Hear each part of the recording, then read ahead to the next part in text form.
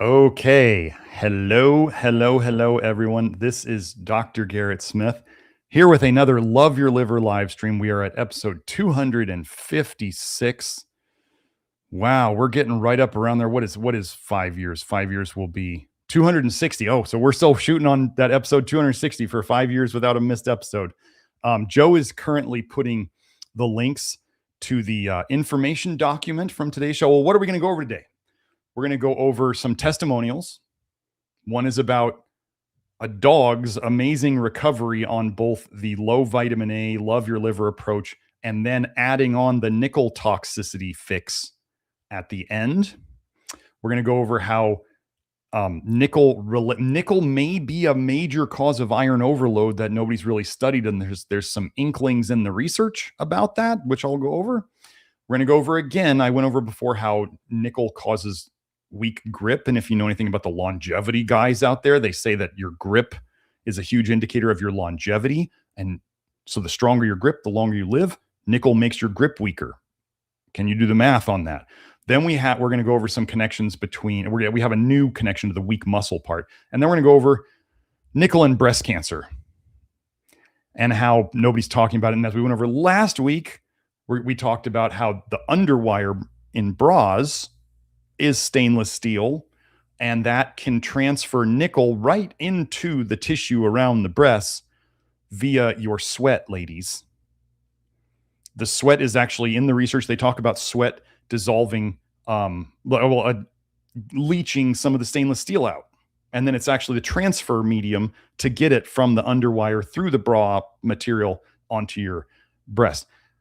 And we're going to go over, do rubber gloves actually protect you against nickel exposure? That's going to be interesting. Joe, I don't know if you want to put the testimonial doc on there too, but I also have another big announcement today for those of you who are, following the low nickel diet or doing the nickel detox and all that stuff.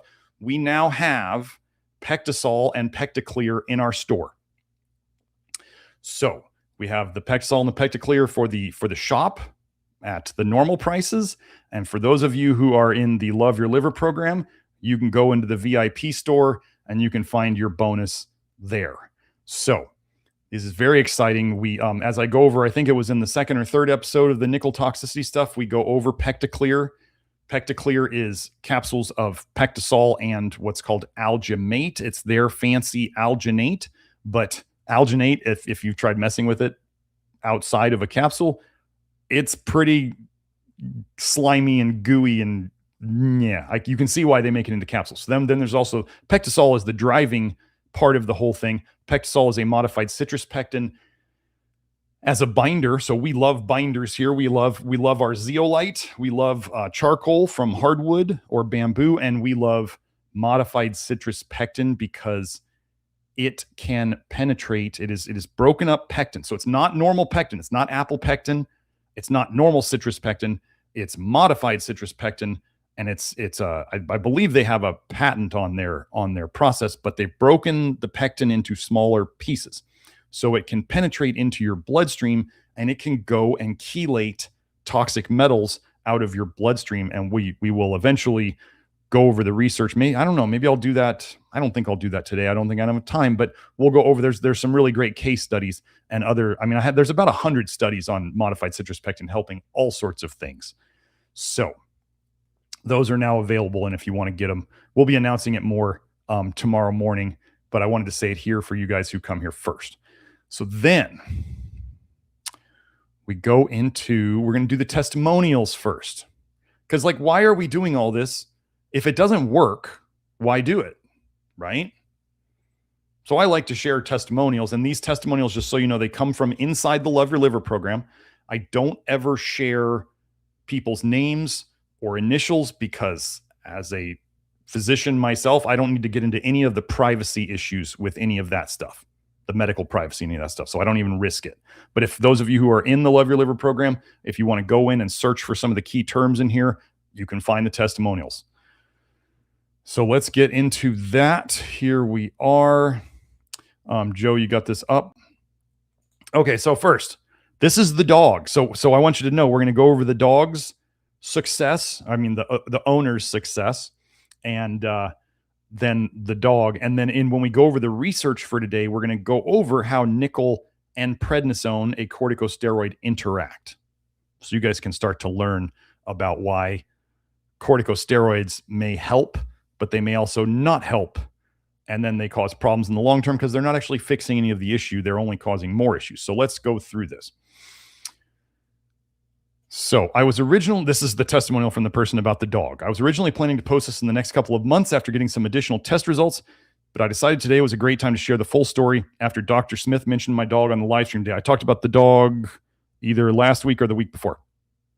I hope this might help anyone else trying to help their pets with Love Your Liver. I will continue to update this post as we make additional progress, and I have added some past pictures of her progression in the comments. We don't have the pictures here. I want to emphasize something to you folks. I'm not a veterinarian. I do not give, I don't give medical advice for dogs. Most of this is that owners have taken my advice for people, which is funny. Very early on, we noticed that when the things that I was saying not to eat are generally the things that are also said for dogs not to eat. Like chocolate, like a bunch of polyphenols, like it was very similar. And so then people started doing things with their dog, simplifying their dog's diets, and their dogs started to get better. Amazing, right? They require vitamin A in all the commercial dog foods. They require copper. They require B6. They require a certain amount of calcium. Vitamin D. They're going to put all that in there. They're going to poison your dogs. And when you look at dogs today, dogs do not age well. They don't. They're being poisoned. And it's amazing that they can't figure it out with animals, or they're not trying to figure it out.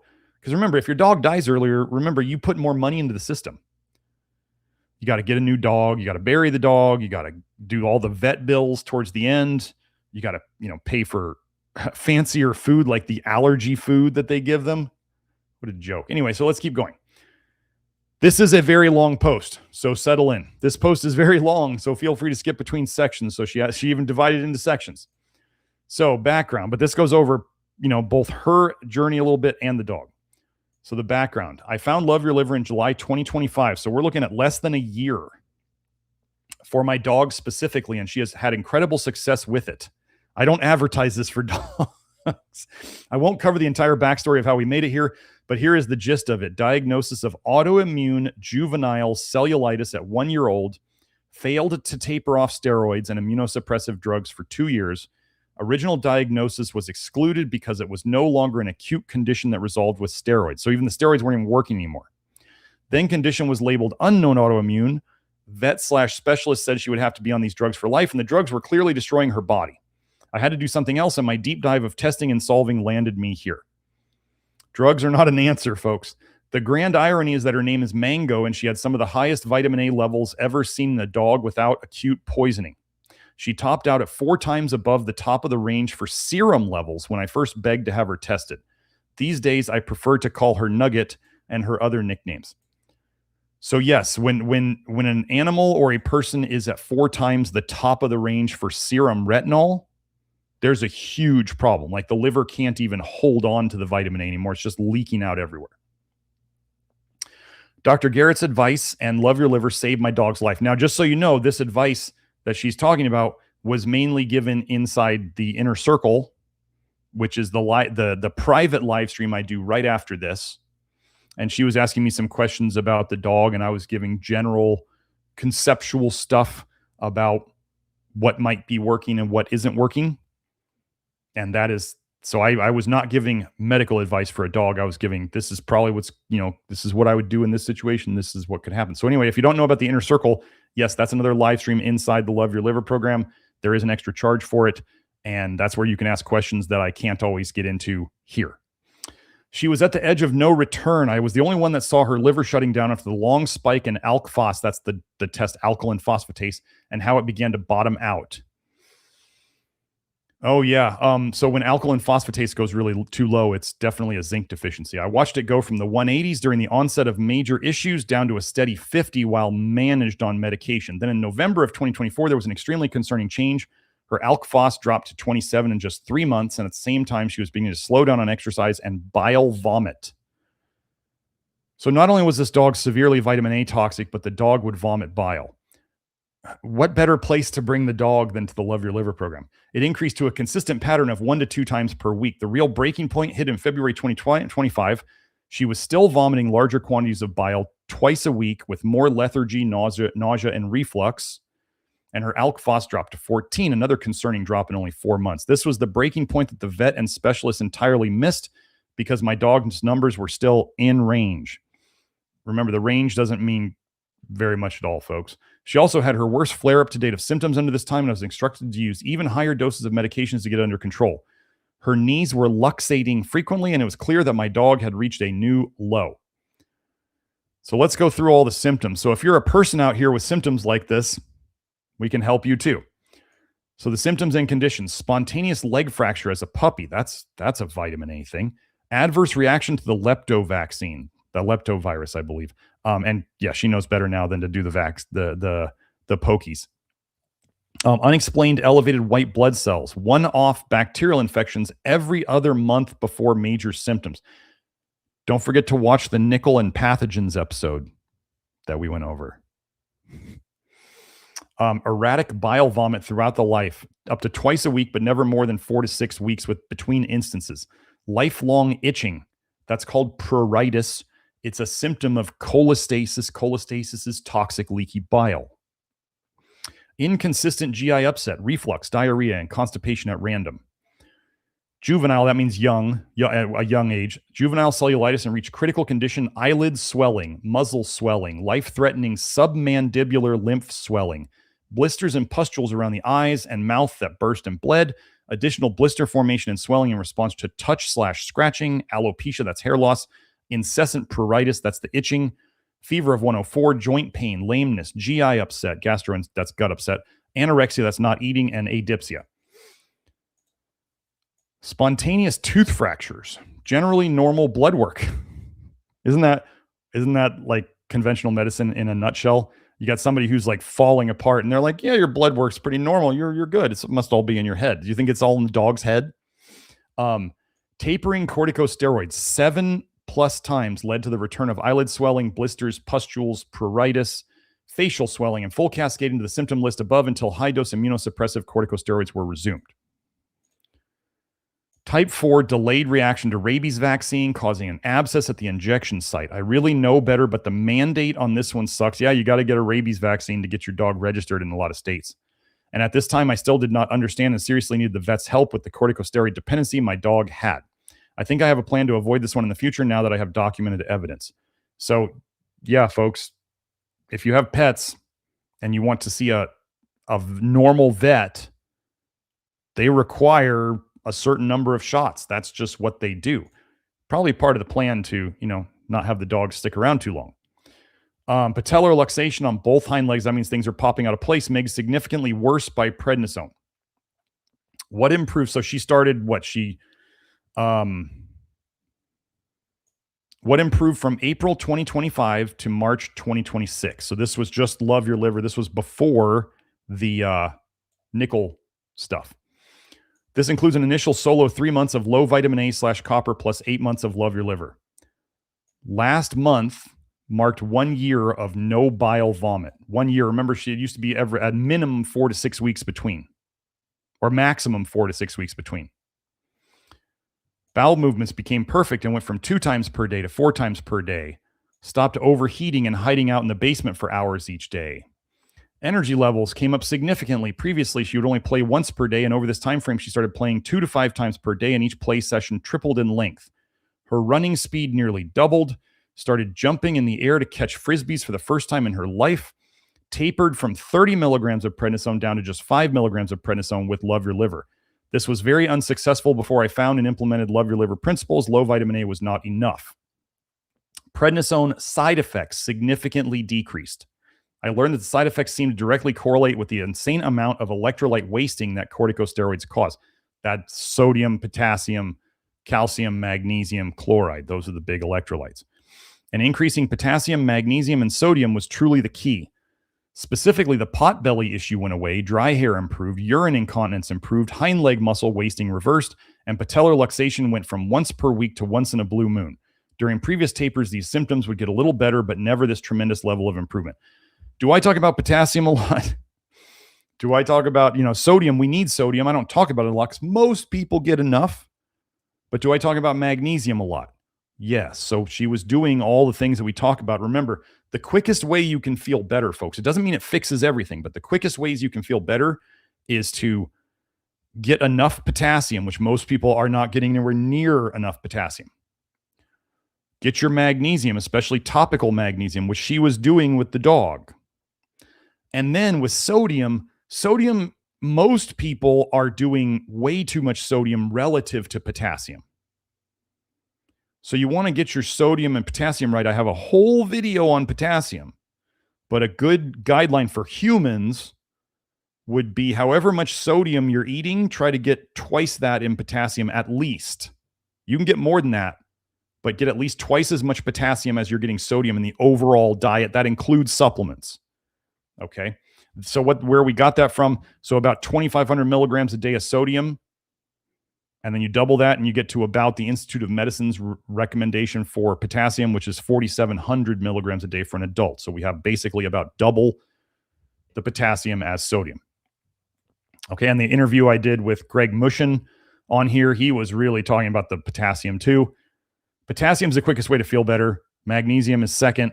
And then getting your sodium right. You don't want too little sodium. I'm not an advocate of low sodium, but you also don't want too much. So sodium you have to kind of play with and figure out. Okay. Gained tolerance of zinc and molybdenum. Too sensitive before. How many times do we hear this? We have people, if you're really toxic, folks, you're gonna really toxic and deficient, you're gonna be you may be sensitive to supplements and not able to take them. What happens as we get the toxicity out?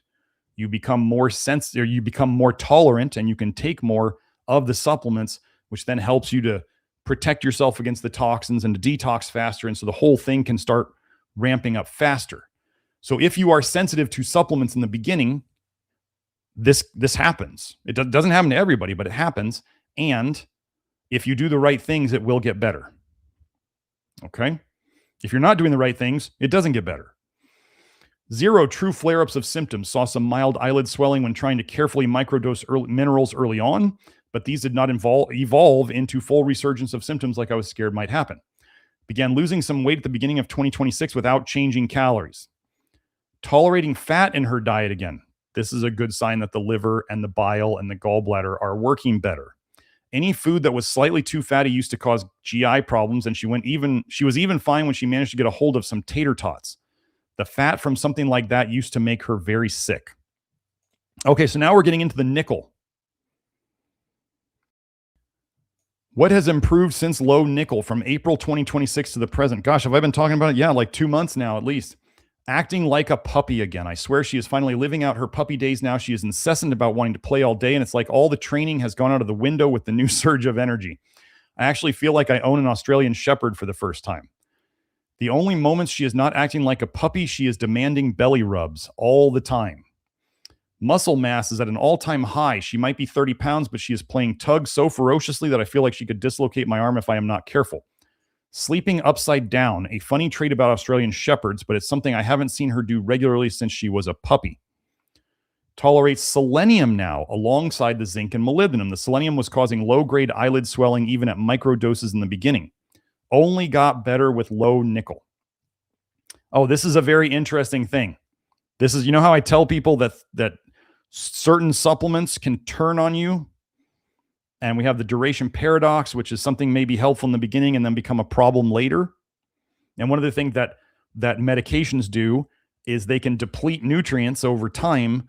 So then once you don't have a side effect in the beginning when you have enough of a mineral, but over time, as it depletes you far enough, then you get a new side effect of that deficiency that has now shown up. Okay, so there's all sorts of ways. Don't ever think that just because you haven't had a side effect from a medication for a year or 3 or 5 years that you can't suddenly develop side effects from medications. Just so you know what I do, whenever somebody comes to me and they're on a medication and they say, I've got this new symptom, or I've got this issue that popped up, I immediately point the finger at the medication and we investigate that first. Because as we start to get people better, strange thing, their body starts rejecting the medications more. So let's read this now. Paradoxical effect of corticosteroids. It has flipped with low nickel. And she actually develops minor eyelid swelling during the peak of the drug effect. So she gives the dog the prednisone and the eyelid swelling comes on. Not that the dog didn't have the eyelid swelling and they're giving it and then it's going down. No, they're saying she gives it and it increases a little bit. It resolves when the drug mostly wears off. It seems like she is ready to be off the medication now that it's having the opposite effect. This is duration paradox. This is what I talk about all the time. We are literally helping this dog's body to fix itself, and now it's rejecting the corticosteroids. And the corticosteroids are causing problems because they're not good for you. Faster tapering off corticosteroids. She was plateaued at 5 milligrams of prednisone for 4 months. And with low nickel, she has quickly moved down to 2.5 milligrams. I will move to the next step very soon.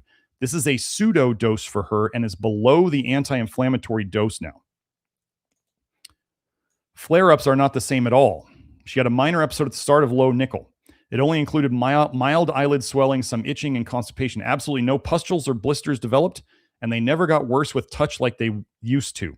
I was terrified when she accidentally took a Frisbee to the face because that would have been enough to completely cause her skin to erupt in the past, and literally nothing came from it. She was completely fine. She resolved all symptoms with just pectin, additional soluble fiber, and additional zeolite.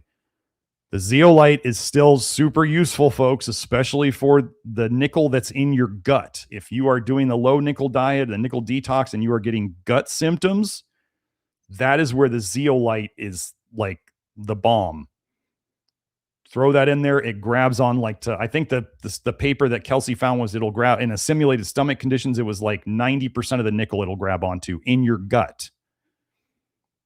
That's where it specializes. Okay. Historically, this type of swelling could not have been helped without high-dose corticosteroids. Additional weight loss with slight caloric increase. Gosh, how many of us would like that, right? Her body weight is down by 14%. The vet was shocked and commented that my dog now has a perfect body condition score with the right balance of muscle for her weight. Think of what will happen to humans. Celebrated her 4th birthday full of optimism and nothing but gratitude. She has a second chance at life and she is so excited about it. Back to hiking as of today. She did absolutely amazing on a very technical path. Her legs are so strong now and she has the energy to do it. She used to get too hot even early in the morning, but now she seems to be able to tolerate so much more in her environment. Okay, so now we get into how she applied the love your liver principles to her dog. Puts the question here, would I eat this? No? Then don't feed it to your dog. Well, gosh, think about the kibble. No dog food of any kind. Not even any of the raw or boutique brands that pretend to be healthy. There are very few requirements and limitations in dog food. Therefore, so many industrial poisons and garbage make it into this food. The boutique brands you can order for a fresh food delivery still regularly include organ meats, lower grade meats, and vitamin additives. Don't feed your dog organ meats. Don't feed your dog liver. Don't feed your dog kidney. Don't feed your dog, what do they call them? Animal byproducts. That's what they call them in the ingredients. No dog treats. Those are also dog food and have industrial garbage for ingredients. I began using a simple clean beef jerky that I would eat as her main treats. Don't be fooled by the brands that claim to be 100% freeze-dried chicken or rabbit or whatever. With dog treats, they will always be using organ meat and the full animal to create these meat ingredients. That's how they make it cheaper, folks. I contacted so many different brands and investigated quite deeply with the brands that seemed extremely clean and holistic. Unfortunately, if it's a pet food brand, it can't be trusted because it is barely regulated. Gently cooked ground organic turkey breast and organic beef have been the staples with some other ingredients as well. Apple, well-peeled zucchini, some cleaned rice. As we talk about the rice cleaning in the rice and arsenic video. Freeze-dried bone powder that is tested for glyphosate and heavy metals. Single ingredient organic coconut water, occasional bits of banana. Raw food did not sit well for my dog. Just follow the fundamental LYLL principle of Doc, it hurts when I do this. Yes. Doc, it hurts when I do this. Well, then don't do that. So if raw food wasn't working for the dog, it doesn't matter what the dog gurus on Instagram say, you got to feed them raw. Like if the dog wasn't doing well with raw food, Don't do it, or maybe not yet. Don't force things that aren't working. I use dietary calculators for dogs to estimate the lower and upper bounds of requirements like sodium, potassium, magnesium, etc. for my dog's weight, not the AAFCO minimums, because that is not optimal. For all Love Your Liver topicals, magnesium lotion and the zinc niacin salve. So she was using both of them. Remember, okay, magnesium. I'm going to show you a paper today. I think, was it today? On magnesium kicking out nickel, or no, I'll do that next week. But I went over one before. Magnesium displaces nickel. So magnesium helps to get rid of nickel out of tissues. Zinc helps to get rid of nickel out of tissues. Niacin is the gasoline for your detox, and I'm going to do a deep dive show. There's not a lot of studies on nicotinic acid, flush niacin, and nickel. Do not take niacinamide. Do not take any niacin other than nicotinic acid or flush niacin. Don't. If you're not ready for flush niacin yet, then don't take it.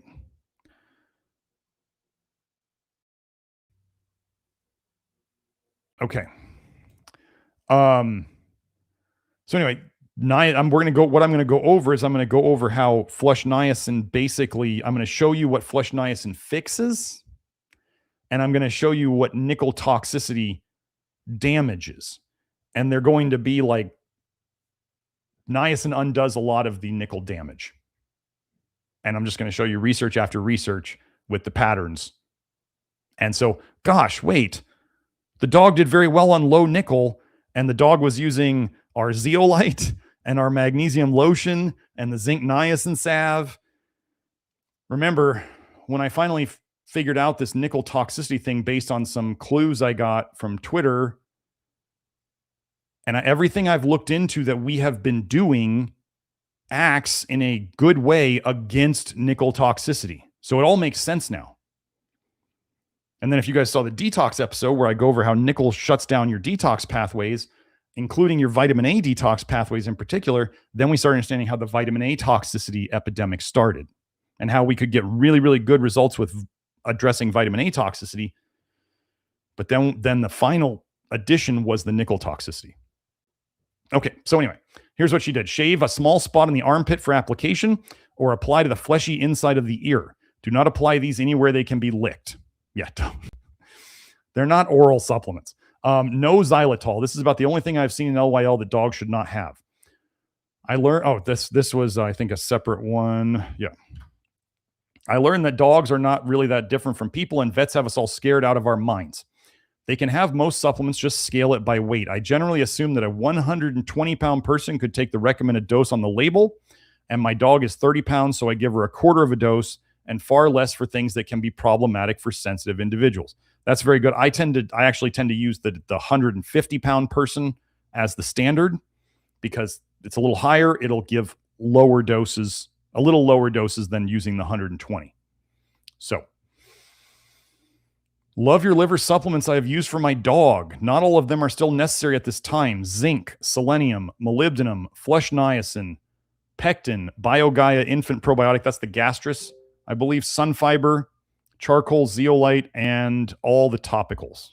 Okay.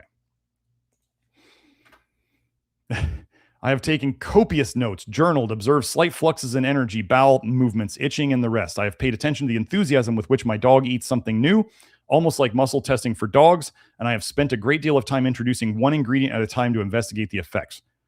She's doing the program. She's following the instructions. She is reaping the results. So if you guys out there are like mega dosing and not starting slow and not watching your symptoms and not paying attention and just going, like here's the common story that a lot of people do. They come in, they see us talk about supplements, and they say, I'm going to take everything all at once.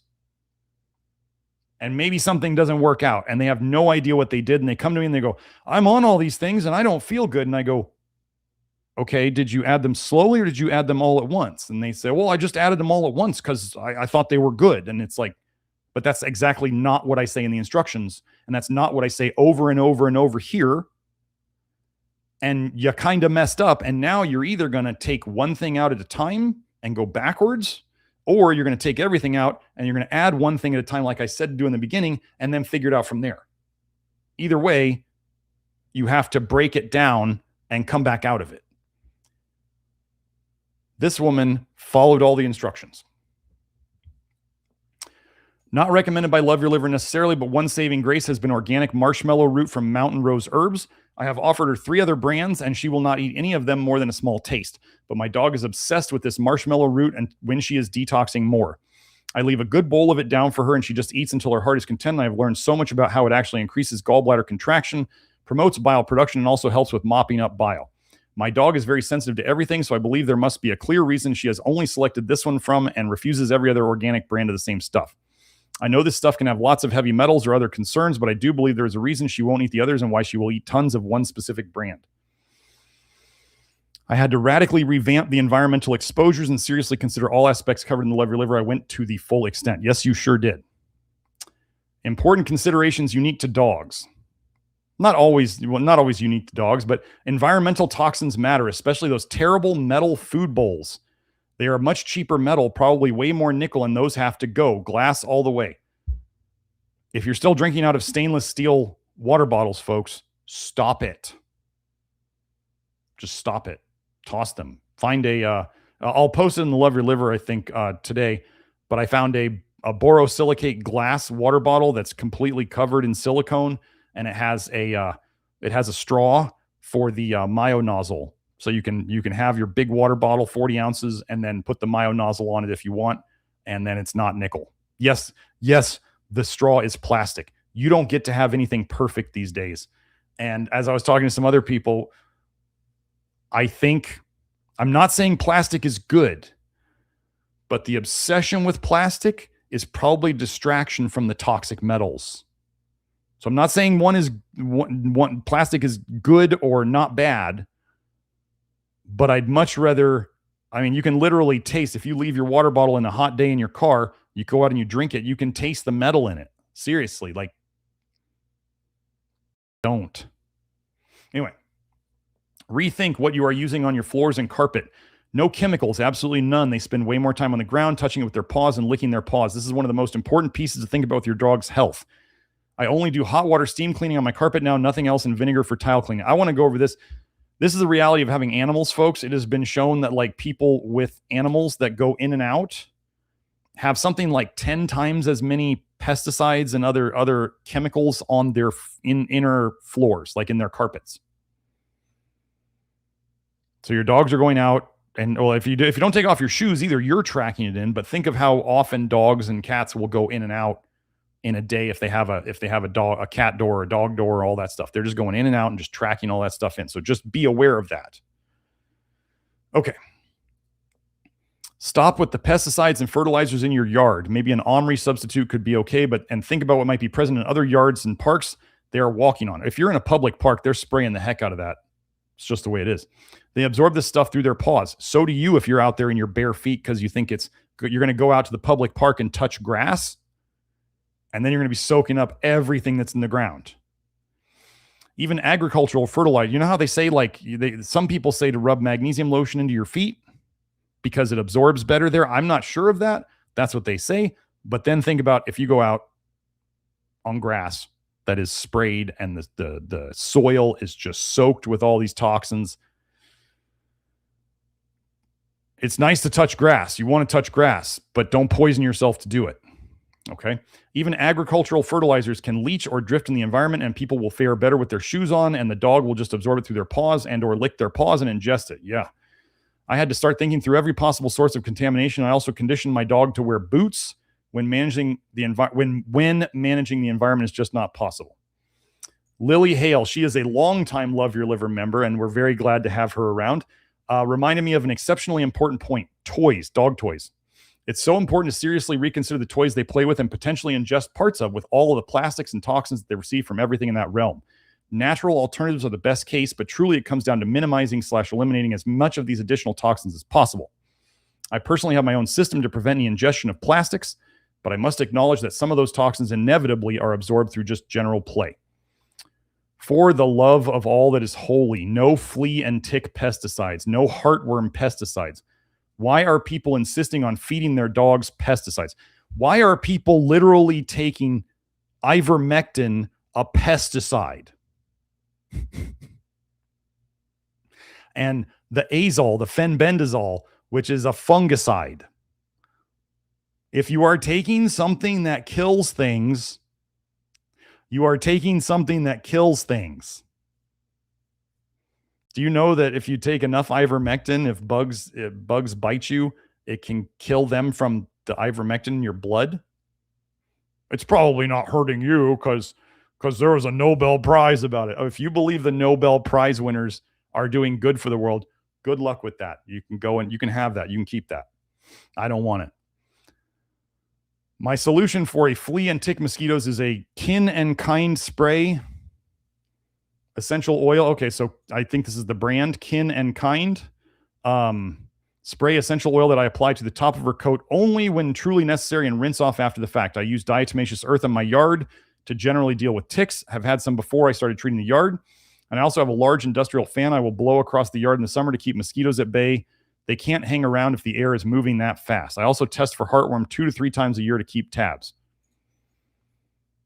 I mean, running heartworm med through your dog's blood all the time is a quick way to have your dog get sick and die early. If you don't believe it, I mean, if you believe your vets, I want to believe that vets are really out there to help animals and their hands are tied. But sometimes I start to think that vets just really love the fact that they can tug on the heartstrings of people and get them to pay for $2,000, $5,000, $10,000, $15,000 surgeries for their dog to try to save the dog when the dog was not going to make it. It's too poisoned. And then they're going to keep feeding them the poisonous food and giving them the poisonous shots. Like I'm watching a member of my extended family go through basically that version of that as a human.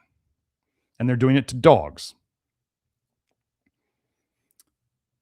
Mandatory rabies is hard to get around, but some vets may provide exemption letters with titers. I think I should be able to do this with my documentation now. So titers mean you're measuring the dog's antibodies. And you're saying they have enough antibodies in the blood. We don't need to do the shot. Okay. Yeah, I know that was a lot and a bit of an extreme list. I've had quite a few in different dogs through my life, but none of them compare to the bond that I have with Nugget. It's just something else entirely. Of course, this journey with her has led me and my husband to follow Love Your Liver as well. And we have all been resolving our health issues and getting so much better. It's been a beautiful thing to heal and improve together. The results are better than I could have ever imagined. All thanks to Dr. Garrett for the continuous pursuit of truth. I have so much deep respect for the effort and tenacity required to do this work. And thank you to everyone here that has helped me learn and stretch my brain to do this right. Y'all are the best. Okay, so before I go into the next testimonial, just to wrap that up. She was working. So the Love Your Liver program, this is my do-it-yourself program, like a miniature social network with the Love Your Liver program in there. And you can talk to other people and that we don't allow like stupid trolling and all that stuff to happen like you find on all the other social media sites. So if you'd like a place to deal with people who care and who are not jerks, like so many people on the internet, that is where you can go. And that is where you can find the program. That is a do-it-yourself program. So the people are helpful. The program is helpful if you wanted to get it from all of that. So that the Love Your Liver program, like I'm working on getting all the nickel toxicity stuff together, and I will be putting that in the Love Your Liver program soon. I've got lots of things going on right now. And then, but if we're going to assemble it all and it'll be there soon. And I'm probably going to have something for the general public as well. Free ebooks seem to do good in the world. So, we'll do that. Now, this other testimonial. So I want to tell you on the second testimonial, again, this is from the Love Your Liver program. This is a lot shorter. It's going to start out slow and then it's going to get much better. Okay. Has anyone on here wondered if anyone who's done the program ever really got better? I was wondering the same thing a year and a half ago. All the posts, or at least the vast majority, are about problems and troubleshooting. That's normal because people post about when they have problems. They don't tend to post about when they are doing well because they want to go out and live life, right? You don't want to sit there and gloat. That's one of the things is if you, let's say you're doing better and you're in the Love Your Liver program, we have all these people with all these chronic health issues and they don't feel good coming in there to talk about, hey, I'm doing so great. It can kind of make you feel like you're bragging and you're gloating. So it's more likely that that's what the Love Your Liver program is for, is troubleshooting, particularly. I wondered if maybe all the healthy people weren't really on here anymore because they got better, or was it because they left to find answers? And then she put the surprise thing. I'm happy to tell you I went through the program and am healed. And I don't get on much anymore since there isn't much to troubleshoot these days. That's the other thing, is we get people better and they go and they live their life. Isn't that your goal? Okay, praise God and much thanks to Dr. Garrett Smith. I came to Dr. Smith's program after more than 10 years of chronic and ever worsening health. At the time, I was gluten-free, dairy-free, sugar-free, and no alcohol, basically in a sort of food prison because everything made me feel sick. I thought, what the hell? I'll change my diet one more time. Can't be harder than what I'm doing now, right? I needed my life back. I had gone from running a marathon to not being able to do any cardio or be in the sun without feeling sick. Healthy to chronically ill. I suffered with bacterial infections, severe acne, poor sleep that turned into insomnia that lasted for years, infertility, severe stomach aches, chronic fatigue, depression, and anxiety, which turned into panic attacks while in the program. That was unexpected and very difficult. That can be part of, a long list of allergies I never had as a kid, post-nasal drip, asthma. I mean, the list goes on. It was wild. I am proud to report after 3 years on the program, I have my life back. Again, I never promised a quick fix. We are fixing the deepest root causes of these problems. So if you're out there and you're looking at this and you're going, what supplement do I need to take and it'll fix me in a month? No, that's not this. Don't bother. We don't want the people who aren't going to put in the work and who aren't willing to pay something now to get a lot later. You're investing time and energy, and maybe you won't feel good now. And then later you're going to have more energy and more time to do stuff because you have more energy and you're going to feel better. I've been off of the program for about 6 months. I'm about 90% healed, with slight allergies being my biggest problem now. As I lay on the beach today, soaking up the sun and thanking God for the answered prayers, I want to encourage anyone in the midst of the ups and downs to keep going. If in your gut you think you're on the right track, trust yourself. It's hard when you've been chronically ill to emotionally endure the downs. Anything that isn't positive feels like a huge blow. I thank God for my healing and for finding Dr. Smith. I took Accutane when I was 13, common story, and again very briefly at 27. Who knew a pharmaceutical could do that to you? I certainly didn't. And the way it happened, so delayed from the time I took it, I wouldn't have pieced that together without Dr. Smith and Grant Genereux and Megan Stevens. I hope this encourages those struggling. There is hope. So let me just remind you guys, as I went over last week in the nickel inhibits detox episode, retinoic acid is what Accutane is. Nickel specifically inhibits the cytochrome P450 system, which includes cytochrome, 2A6 or 26, I forget exactly which one, but you have a cytochrome P450 system that is specifically for retinoic acid. And people have been shown in the research, I went over this in other episodes, where they didn't have a nickel allergy, then they wore nickel like jewelry or belt buckles or whatever, and then they started on Accutane or Retin-A, and then they got a nickel allergy and they couldn't tolerate nickel anymore. So they're very intertwined. So 90% healed. I'll take that any day. That the rest of that could very well be nickel toxicity. Okay. So that is that. Those are the testimonials. Yes, those were long. Sorry about that. For those of you who wanted me to get to the meat of it. Luca said, Dr. Smith was my last year's miracle. Today's my 1 year since I started Love Your Liver, and I cannot express my gratitude toward Dr. Smith. My mom and my sisters now believe me and started too. A true miracle. I mean, we're really gonna get out there and do some magic. You know, we've been doing what we've been doing. We've been doing really very, very good things. And I'm starting some work now that should enhance the reach of all this a lot. So I'm very excited for what is to come. I hope you guys are too. Once things really start working, we're going to be getting some new cool supplements. We're going to be improving some of the stuff we have. It's going to be awesome. So yeah. So, but for right now, I mean, the PectaClear and the PectaSol, those are the big ones that we just added. And those are ones that I rely on now. I still got my zeolite around. Whenever my stomach gets a little wonky and I think it's like space weather or nickel detox or whatever, I just throw down a scoop or two of zeolite and it wipes it all up. So, okay, let me look at what Joe put on. Oh, actually, no. Joe, I'm going to get to the super chats later. I got all these papers to go through and we're already an hour in. Okay, so let's head into this. I just got some cool papers to go over today. Let's get this out of the way. Let's do.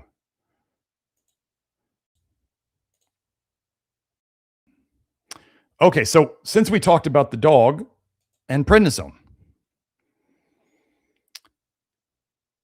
so I want you to pay attention to how prednisone kind of helps nickel stuff. So if you have nickel toxicity and you take prednisone or you take corticosteroids, hydrocortisone, other stuff like that, and it kind of helps, but it kind of doesn't,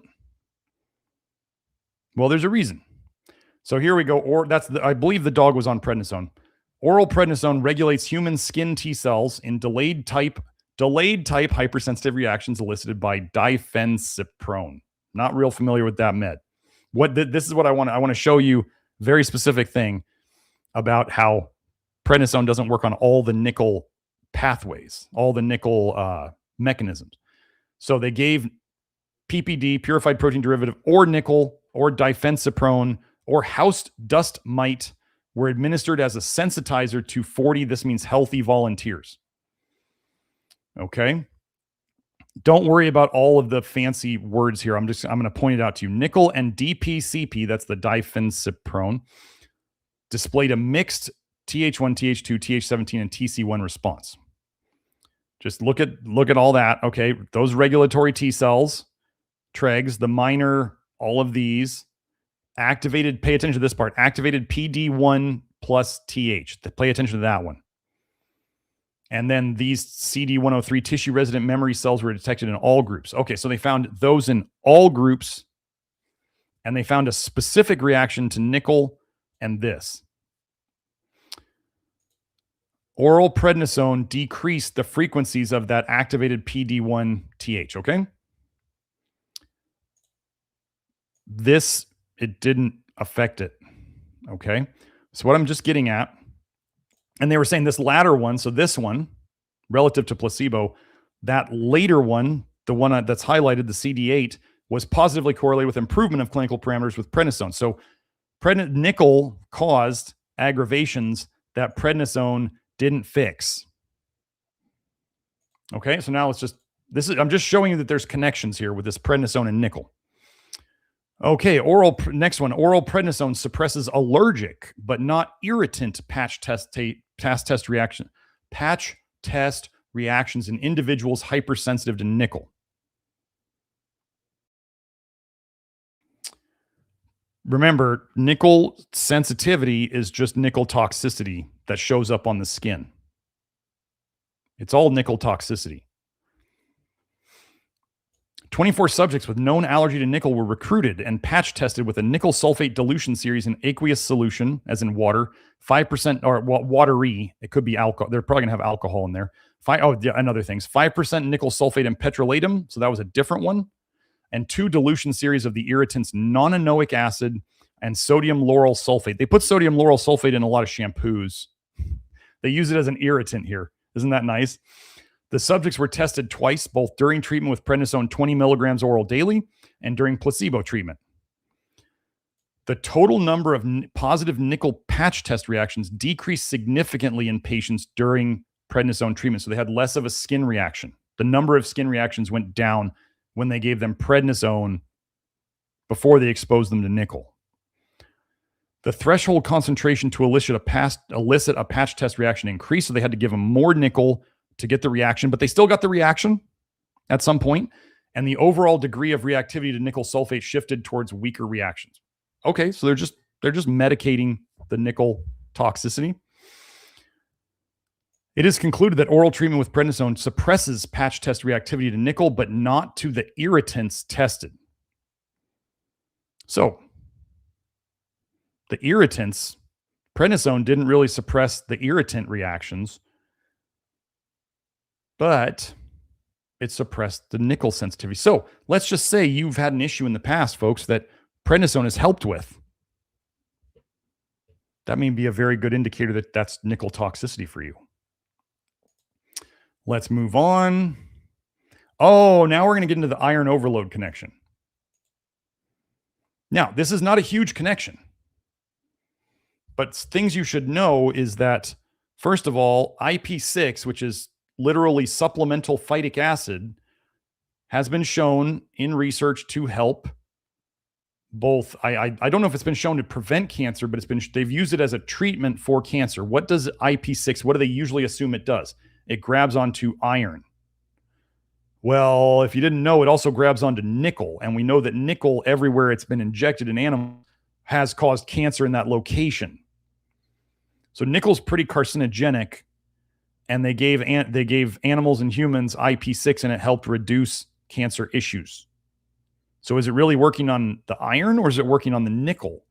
Well, what if the nickel causes an iron problem?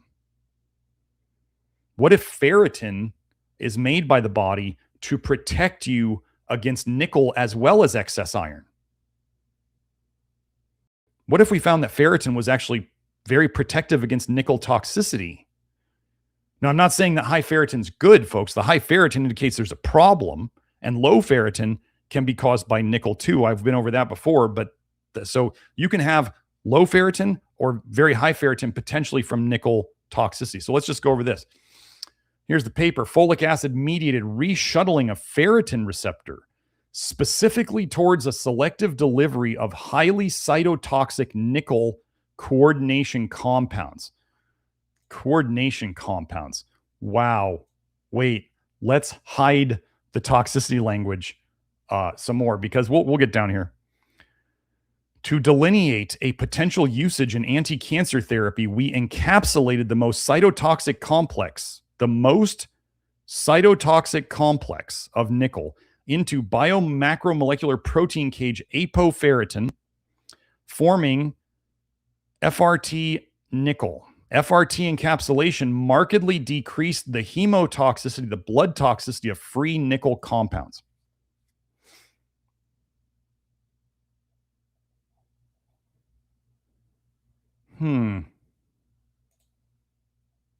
FRT. Ferritin receptor. FR. Ferritin FRT encapsulation markedly decreased the blood toxicity of free nickel compounds. Gosh, so if the body, let's just say ferritin could also have nickel in it, or it could bind up some of the nickel. Would the body then make a lot of ferritin if you had nickel toxicity and it needed to protect itself, even though ferritin may not be a great protector? What if it's one of your body's best efforts? Overall, we demonstrate that the FRT macromolecular nanocarrier provides a very low off-target toxicity, which could enable the use of highly toxic nickel compounds in cancer nanomedicine. So they want to protect you using ferritin against the nickel so they can give you chemotherapy that is nickel.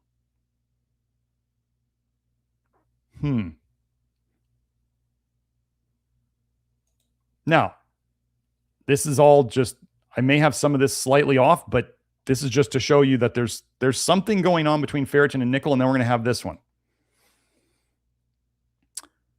Autophagy-mediated ferroptosis. Ferroptosis is iron-mediated cell death involved in nickel-induced nephrotoxicity. That's kidney damage, kidney disease in mice.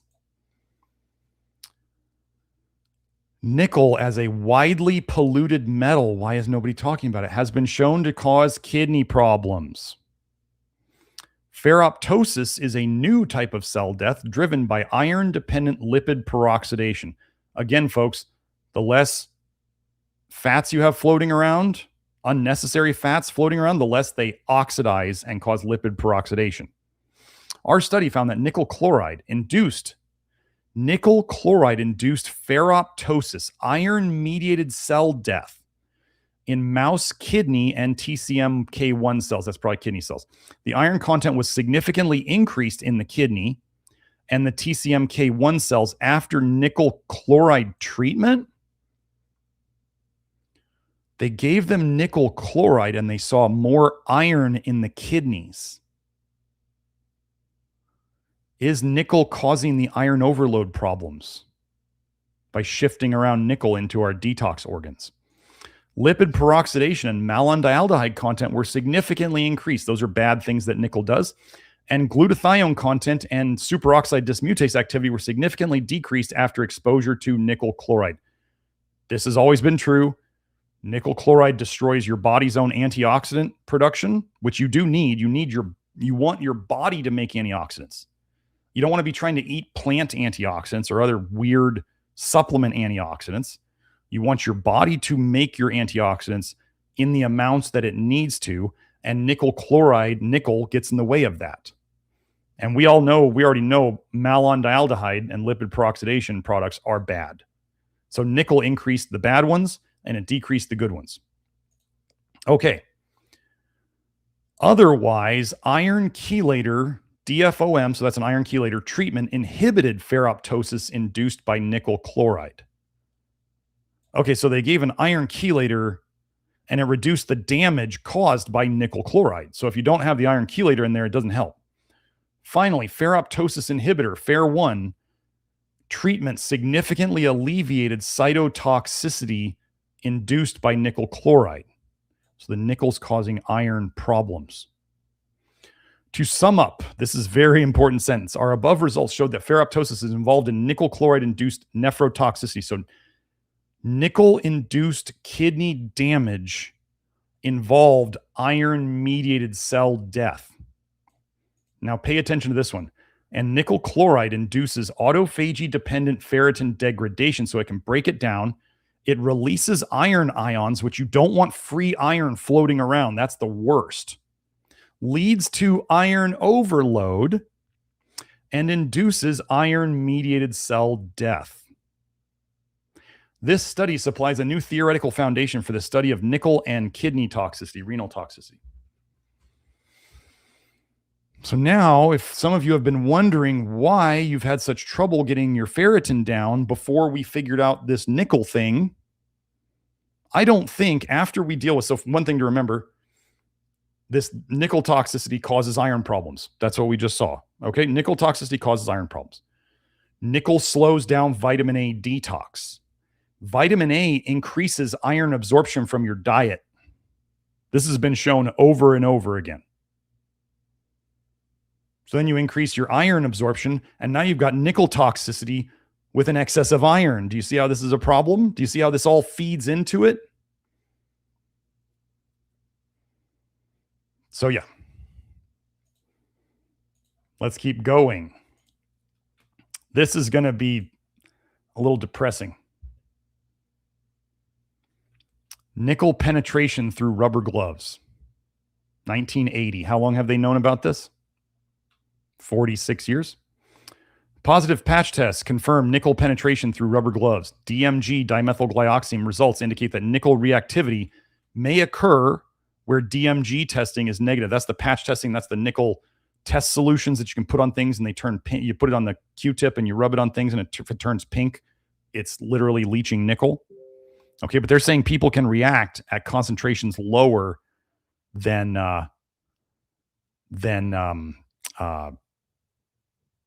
what the DMG can show. So I want to go in here to the full paper. So here we're at the full paper. I can't highlight these and have the highlights stay. So we're going to go through this live. Okay. There seems little doubt that nickel salts penetrate rubber, but not PVC glove material. Little doubt. So rubber gloves don't protect against nickel. Let's see. There's more stuff in here. There's some more good stuff. Oh yeah. So the nickel concentrations of nickel ions less than the normal test solution in solution are sufficient to cause positive patch tests in sensitive subjects when there is the added influence of rubber occlusion. That means the rubber. So like think of the rubber glove on your hand. and the rubber is sealing it in, right? It can't escape. So you've got the sweat between the rubber and your skin. That's the occlusion, is like blocking. Okay. This could possibly be due to increased absorption of nickel through occluded skin. Now, let's just talk about occluded skin. Think of underwire in bras. That's pretty well sealed onto there. There's not a lot of escape for it between the bra and the sweat and the skin. But the underwire is leaching the nickel into the sweat. Okay. Marzulli and Maybach stated that sweating skin enhanced solubilization of nickel, favoring skin penetration and ultimately sensitization. Okay, can we say underwire bras again? So sweating increases the skin penetration and sensitization. Okay. But modern medicine is now trying to say that like magnesium lotion can't work because you barely absorb anything through your skin. Yet, if you go and do research on topical and transdermal pharmaceuticals, they say it's the next wave of medicine. I'm sorry, which side of their ass are they talking out of? Can you not absorb things through your skin? Or is it the next big wave of medicine? Or is it only that pharmaceutical companies get to say they absorb things through the skin? Oh, wait, we have the sunscreen studies where all 8 compounds that are commonly used in sunscreens were rubbed on one day, and 24 hours later, all 8 compounds could be found in the blood. So, conventional scientific research is lying to you about you being able to absorb things through your skin, and they really are doing it to say that magnesium cannot be absorbed through the skin, even though everybody here who's tried our magnesium lotion knows that they felt better from it. It goes in, like you feel systemic stuff, you feel relaxed, you feel less tension, you feel all sorts of things. So they're just lying, as usual, protecting their market. Let's see.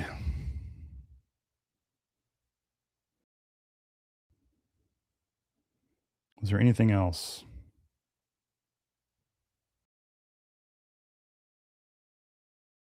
Nope, I think that's about it. Okay, so let's go to, the muscle weakness. So if you guys remember, I went over a study, I mentioned this at the start, where there was a grip test where as they gave more nickel, or as people had more nickel, I think it was in, I don't remember if it was in their urine or their blood or both, but the more nickel they had, the weaker their grip. I'm going to tell you that for those of you who are doing this and you're on the other side of the nickel detox, my workouts continue to get better and better. I'm shocked at how quickly things are improving. Now, there's another thing that I'm going to go over in a future episode that is likely helping this, but we're still in testing phases. So I'm not going to talk about it yet because I talked about the PectaClear too early and people were, didn't know about the sensitivity of some people to it and their sleep. So I'm going to wait until I have more data on that before I unleash it. Anyway, the effect of nickel chloride on isolated hemidiaphragm, half of the diaphragm, hemidiaphragm of the rat. So they cut the diaphragm out of a rat, I believe, and they strung it up, and then they're going to zap it with electricity. So yes, this is kind of, weird research abuse of animals, whatever you want to call it, but it's already done. So we can use it for what it's worth. Okay. Nickel chloride produced concentration dependent. So the more they use, the worse it got. Depression of tension developed, and the maximum rate of rise of tension of isometric contraction of the isolated rat hemidiaphragm during direct subtetanic electrical stimulation only. It basically, they couldn't get as much tension out of the diaphragm when they zapped it, and it was slower to develop. That's not good. Okay, let's explain a little more of the calcium connection here. Maximal depression of the tension developed and the maximum rate of rise of tension produced by a single concentration of nickel chloride during DST electrical stimulation was obtained 20 minutes after the addition of the drug in a bathing medium. So it took a while for it to happen. So don't expect if you go and you let's say, get nickeled, you go and you expose yourself to nickel, you're not gonna feel bad right away. It's a delayed reaction. And we just talked about delayed reactions in another paper that we just went over today. So it's not gonna be you expose yourself to nickel and you immediately feel bad. It's going to take a while. Okay. In the normal Tyrode solution, addition of calcium chloride, final concentration of 5.86 millimole, almost completely antagonized the depressant effect of nickel chloride on the tension developed and the maximum rate of rise of tension during DST electrical stimulation. There was a group of people who were thinking that calcium was going to fix everything, and I kind of knew that calcium was suppressing certain stuff, and it might have felt better from the beginning of taking lots of calcium, but that was going to fade away and it was going to leave problems later. So you can use, we talked about mega doses of zinc that people were using to like mega doses of zinc. Somebody was using 400 up to 600 milligrams of zinc a day, and they were getting improvements in their skin symptoms. But what's going on, Joe? Hold on. Oh, audio. Okay. Anyway, so this gentleman was using tons of zinc and he was improving his skin. The zinc was displacing the nickel. And then when he finally went on the low nickel diet, he didn't have to take all that zinc anymore. Okay. So like all these people who went and took ungodly amounts of calcium were likely suppressing the nickel toxicity that they had and they still have. They're not fixing a cause. They're just medicating a symptom with another mineral. And we show it right here. They just medicated the symptom by adding calcium. Okay, this is important. Verapamil, which is a PGP inhibitor, and lidocaine, which is the normal anesthetic that they use for anything like not a big, smaller surgery type things, significantly potentiated the depression of TD and the total what was that? Sorry, I forgot again. Tension developed and the maximum rate of rise of tension. So it significantly made the depression, it made them go down more, produced by nickel chloride during DST electrical stimulation. Verapamil is the PGP inhibitor. When they're doing papers and they want to cause problems with ivermectin, they give verapamil. Verapamil is like a detox slower. So when they gave verapamil or lidocaine, they caused more weakness because you inhibited the detox. The addition of calcium chloride in the bathing medium only partially antagonized the depressant synergistic action of both verapamil or lidocaine and nickel chloride on those same markers. So again, they couldn't undo all of it. Even when they added even more calcium, they couldn't undo the nickel plus the verapamil. This nickel stuff must be strong, huh? And finally, okay, for you ladies and the men who love your ladies, we're going to go over nickel and breast cancer. Specifically, we already went over cancer in one of the other episodes. But considering now the last stat I saw, which I think I'll go over in one of these papers, 1 out of every 8 U.S. women at this point is expected to develop invasive breast cancer. 1 of every 8, 12.5%. Sounds like a big problem.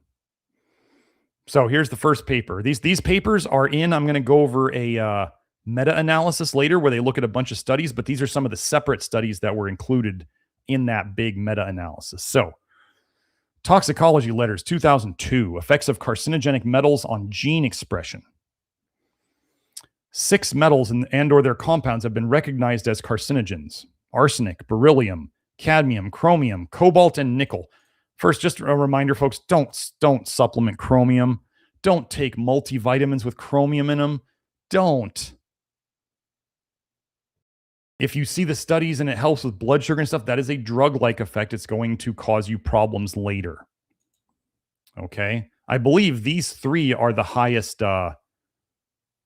sensitivity or allergy metals. And nickel is almost always the first one. Okay. A general feature of arsenic, cadmium, cobalt, and nickel is their property to enhance the mutagenicity and carcinogenicity of directly acting genotoxic agents. So they are synergistic with other toxins. So whatever toxin, is the flavor of the month in the alternative world as to what's causing breast cancer, remember, a lot of the organic compounds, as in like chemicals, if you will, our body can break those down at some point. We often have ways of breaking them down. Nickel is nickel is nickel. It doesn't go away. This is why they don't want to talk about the metals, is because when you start paying attention to the metals and you get rid of the metals, they're gone. But if you don't get rid of the metals, they're there and they still cause problems. They cause lots of problems. They don't degrade. They actually, like with nickel, if they give them nickel chloride or nickel sulfate, eventually they break apart and you have the nickel and the sulfate, or the nickel and the chloride, and then the free nickel ion is what they say causes the cancer. So eventually, as those break down, they get even more cancerous. Okay, so let's just keep moving. Comparison between concentrations of trace elements in normal and neoplastic, that's cancerous human breast tissue. They got histologically normal and neoplastic cancer tissue, human breast tissues obtained from 25 patients. So what they found was a less significant than the other ones increase for nickel. So they did find more nickel in the breast tissues, and this was in the meta-analysis. Let's keep going. Increased levels of transition metals in breast cancer tissue. A highly significant accumulation of iron, nickel, wow, weird that those are together, chromium, zinc, cadmium, mercury, and lead was found in the cancer samples when compared to the control group.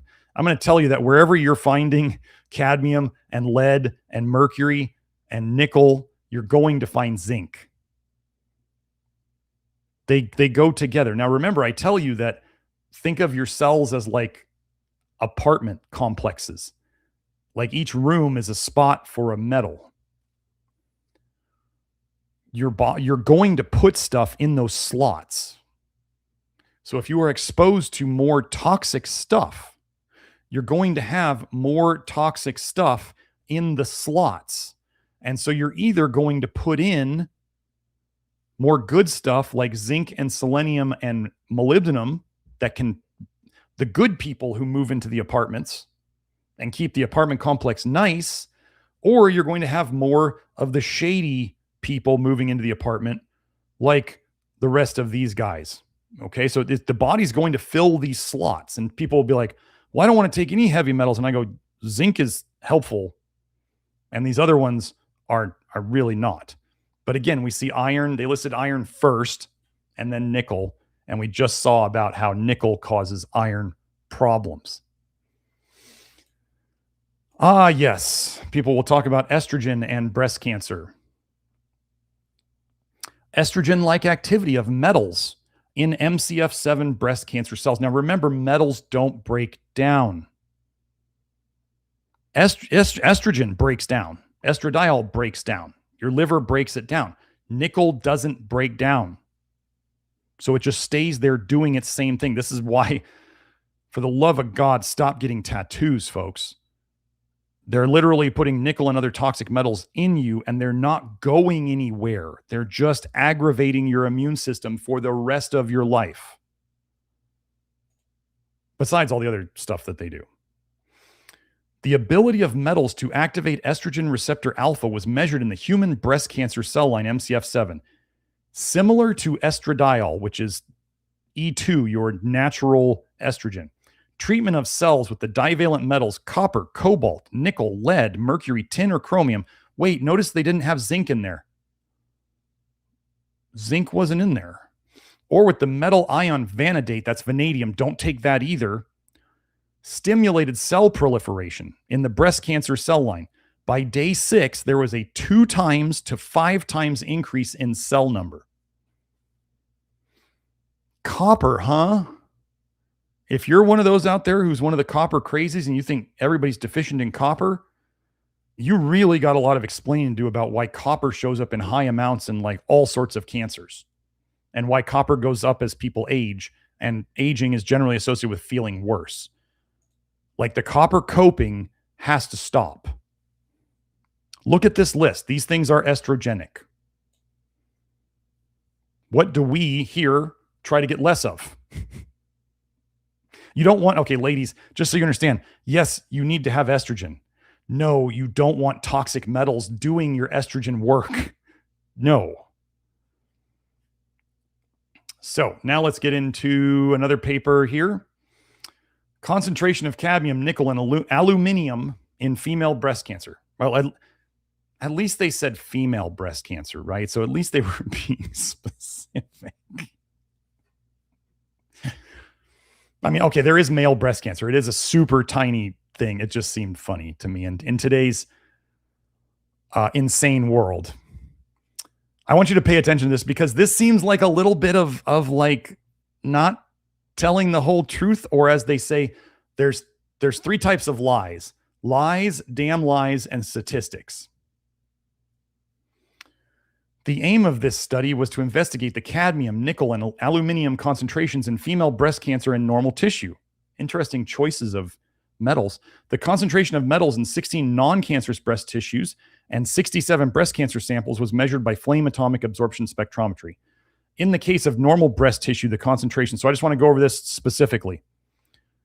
Cadmium was 0.61. Okay. In the normal tissue. In breast cancer, it was 0.76. Okay, so you see kind of that general difference there. 1/4 of this added to it would be about this number, right? So 1/4 of this would be about 0.15. Add that to there, it'd be about 1.76. Okay, nickel was 1.84. In the normal tissue, 2.26. Okay. That's quite a jump, right? That's not a small jump. That's like 0.42, which would be like somewhere between 1/4 and 1/5 of this number. So it's similar to the jump that the cadmium had, right? And then the aluminium was 3.63 in normal tissue and 4.4 in the breast cancer tissue. So then you remember how I talked to you about that COOF study about the urine levels of nickel, and the people who had the higher levels of cadmium and nickel died sooner, but then the paper shifted into, they only talked about the cadmium really after that. Okay, the concentration of cadmium and aluminium in normal breast tissue was significantly lower than in breast cancer. In the case of nickel concentration, we did not observe statistically significant differences between normal and cancerous tissue. Are you kidding me? We're going to look at 1.84 versus 2.26, and that's not significant, where 0.61 and 0.76 is significant.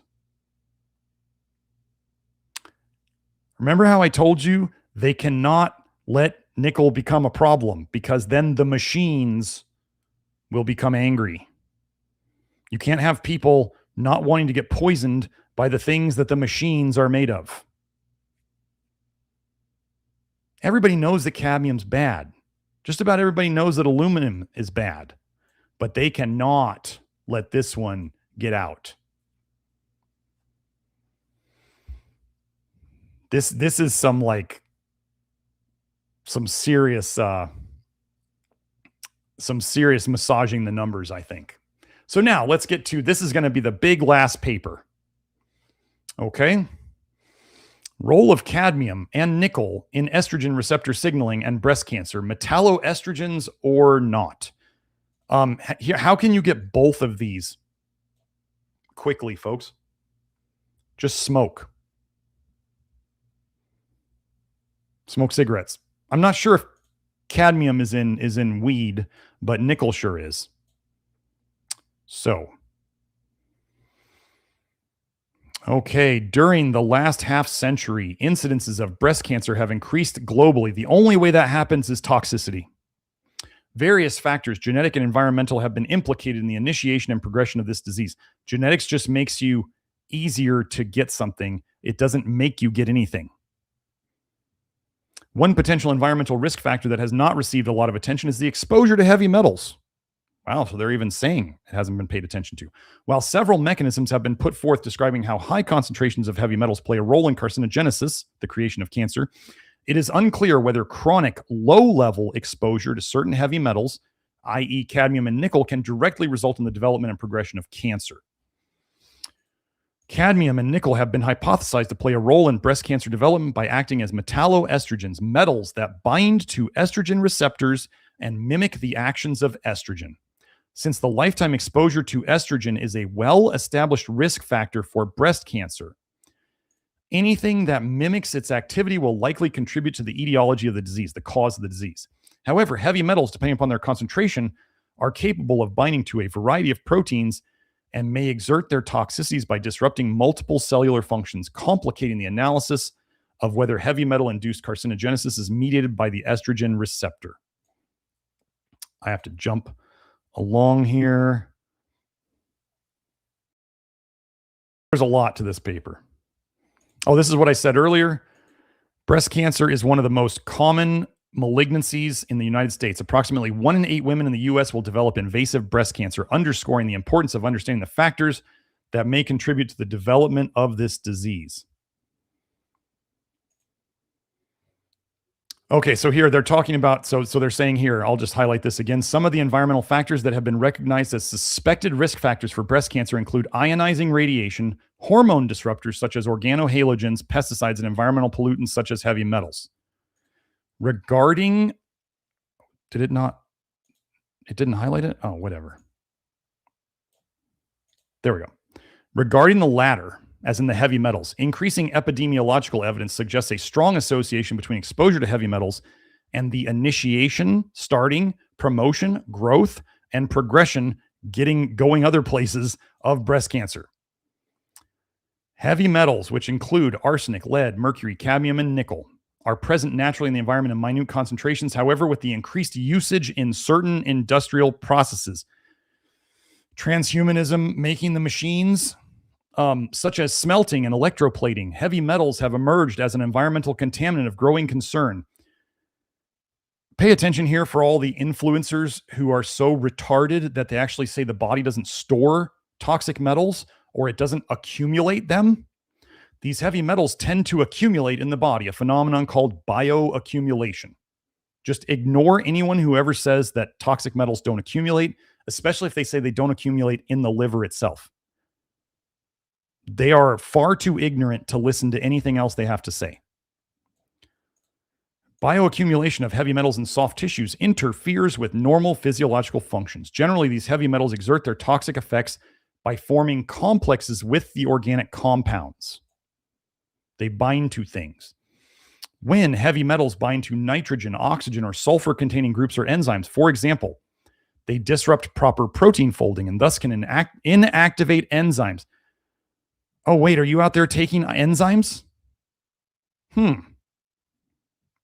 Maybe your enzymes would work if you weren't nickel toxic. That function in key metabolic processes, increased exposure to heavy metals, is associated with impaired mitochondrial function for you mitochondria nerds. Oxidative stress, DNA damage, deregulated cell growth, and cell death. Remember, toxicity is behind 90% of all of this.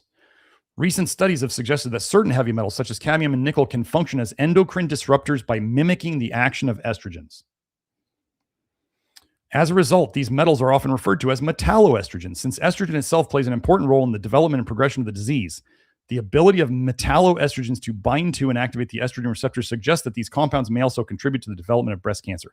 It is hypothesized that metal-induced estrogen receptor activation is a crucial step in the carcinogenic process.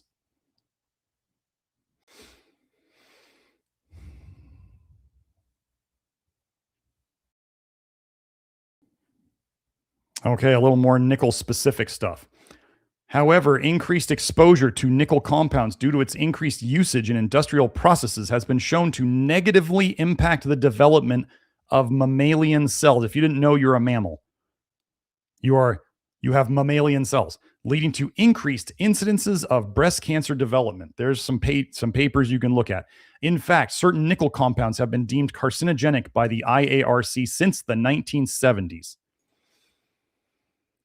A recent study comparing 20 breast cancer patients with 8 healthy individuals showed higher levels of cadmium, chromium, lead, and nickel in 20 breast cancer tissue biopsies than in the 8 healthy biopsies.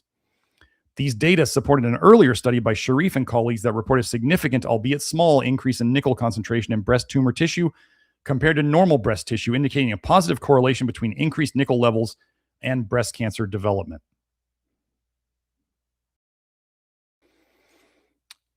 Okay, so let's keep going. As mentioned previously, metalloestrogens are defined as a group of heavy metals that mimic the physiological actions of estrogen. So many people out there are obsessed with estrogenic stuff, and they don't even think about toxic metals as being estrogenic.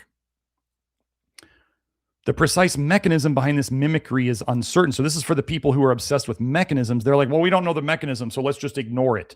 That is the dumbest thing I've ever heard. Well, if you don't know the mechanism, then that doesn't mean anything. Recent studies have suggested that metalloestrogens may function as endocrine disruptors. We already went over this. But it's altering the development of the mammary gland through both the classical and non-classical estrogen receptor binding pathways mentioned previously. Let me find the next one.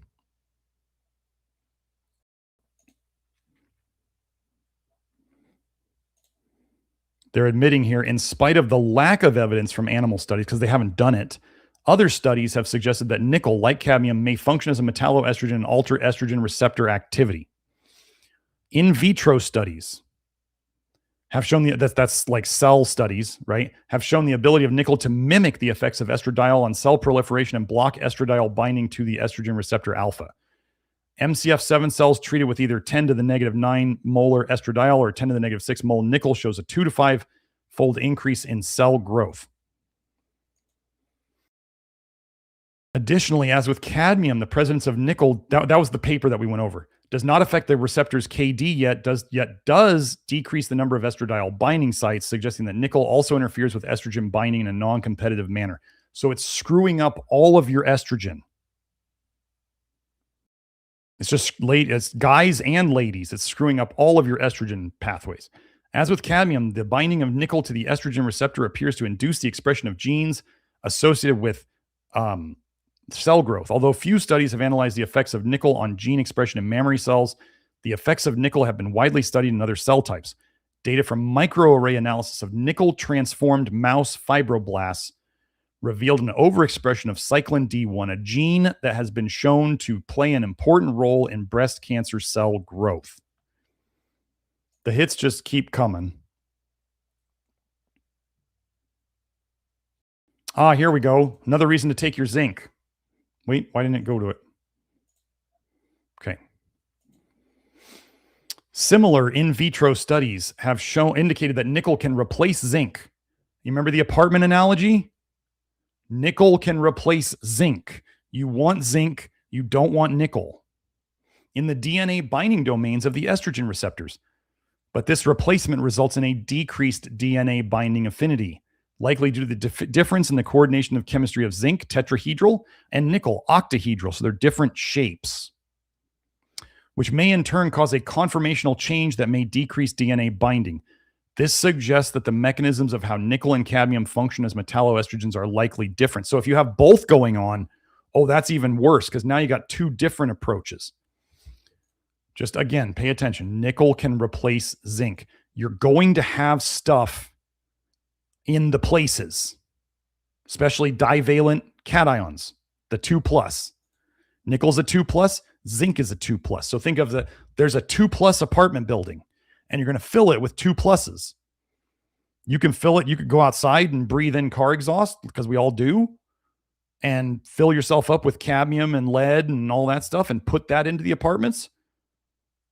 Or you can take some zinc, hopefully fill up your zinc spots, have the zinc help kick out nickel, and then fill the apartments with zinc so that when you're exposed to cadmium and lead and cobalt and all this stuff, there's no apartments for them to move into. Does that make sense? The apartments will be filled. Your actions determine which type of metals fill those spots. Nickel, for example, plays significant roles in chromatin remodeling, which is a proposed mechanism for nickel-induced carcinogenicity. Pay attention here, you methylation geeks. Specifically, exposure of cells to nickel has been reported to alter the acetylation, methylation, and ubiquitination of histone proteins, which in turn affects transcription. I'm going to say it again.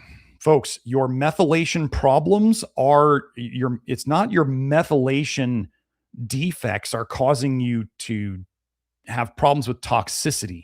The toxicity is causing your methylation problems. I've shown this with vitamin A. I've shown this with glyphosate.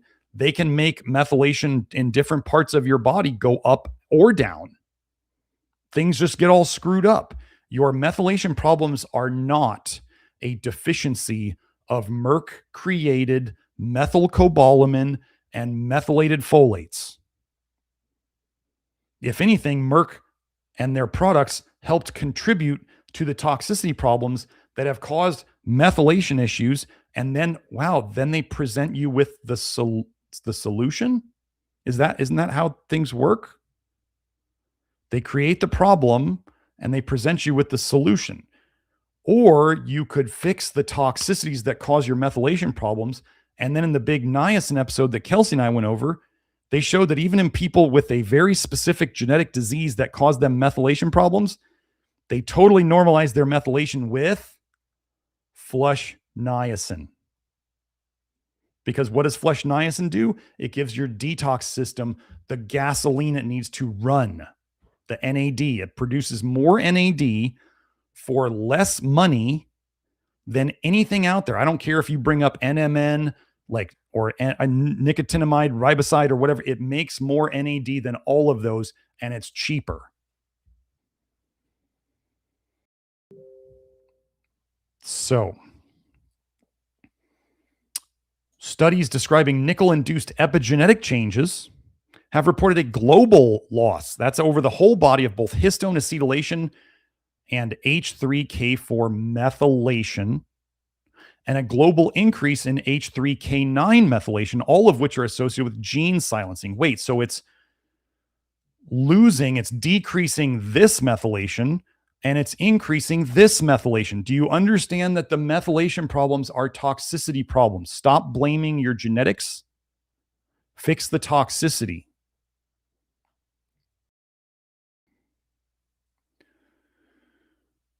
In addition, we get another replacing thing, another apartment analogy. In addition to nickel-induced histone modifications, nickel has been shown to preferentially bind to heterochromatin by replacing the magnesium ions. Wait, is nickel the great replacement in the health world? Oh, I'm just wondering. That are naturally found in high concentrations and thus play an important role in the condensation of heterochromatin. Wait, so nickel replaced zinc, nickel replaced magnesium. Wait, what is that number there? Oh, another divalent cation. We love our magnesium lotion. We love our zinc. If nickel can replace them, they can replace nickel. Which do you want in your body? Nickel has also been shown to increase DNA methylation, which is associated with gene silencing. Is it we are the carbon they wish to reduce, or is it that we are the carbon they wish to silence? I don't know. Either way, they both mean the same thing. More specifically, nickel exposure has been shown to alter the methylation patterns of the P53 and P16 promoters. Silencing tumor suppressor genes serves as an important mechanism of nickel-induced carcinogenesis. While many of these studies were carried out in other cancer types, i.e. lung, similar mechanisms of nickel-induced carcinogenesis are expected to be involved in breast cancer cells. How many times do we go over methylation here?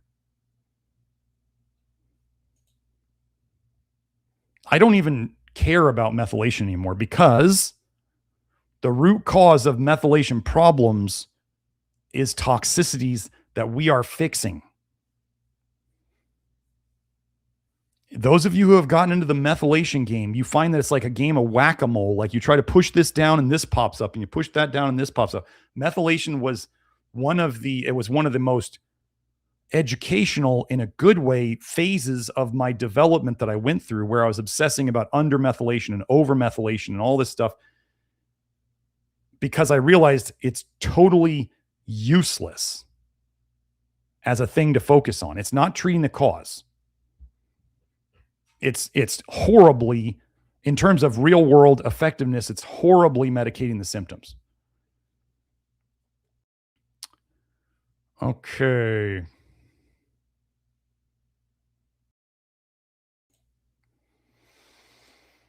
There is actually little debate as to whether or not heavy metals can cause cancer. Certain cadmium, nickel, and even arsenic compounds have been deemed carcinogenic by the IARC since the late 1970s and 1980s.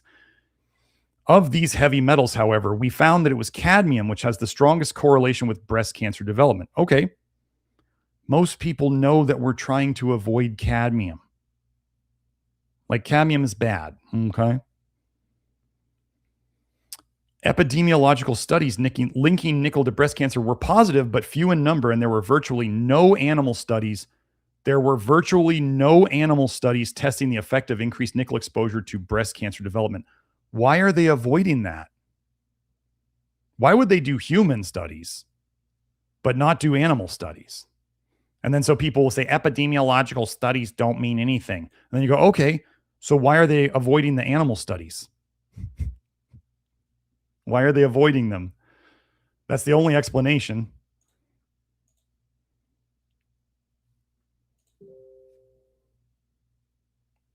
Our contention, however, is that chronic exposure to cadmium and nickel at concentrations well below the World Health Organization limits. Remember, in the last show, we went over how the World Health Organization increased their allowance of nickel,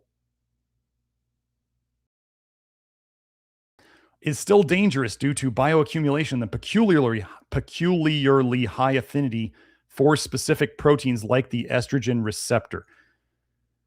As I said many times last week, the purpose of a system is what it does. We have research showing, and here's the other problem for people who can't understand my work, is that accumulation of toxic metals and fats, especially fat-soluble toxins like, I don't know, vitamin A and rat poison cholecalciferol vitamin D in the tissues and copper in the liver and everywhere else, causes problems. It's the slow accumulation. It simply means if you have more coming in over time than you are able to get rid of, you accumulate more toxicity. Just like if you spend more money out of your bank account than you put in it over time, your bank account shrinks and shrinks and shrinks. It's the same concept. It's like flux. It's how much turnover you have. You want to get fat. You want to put in less toxins. You want to facilitate the removal of toxins from your stored tissues.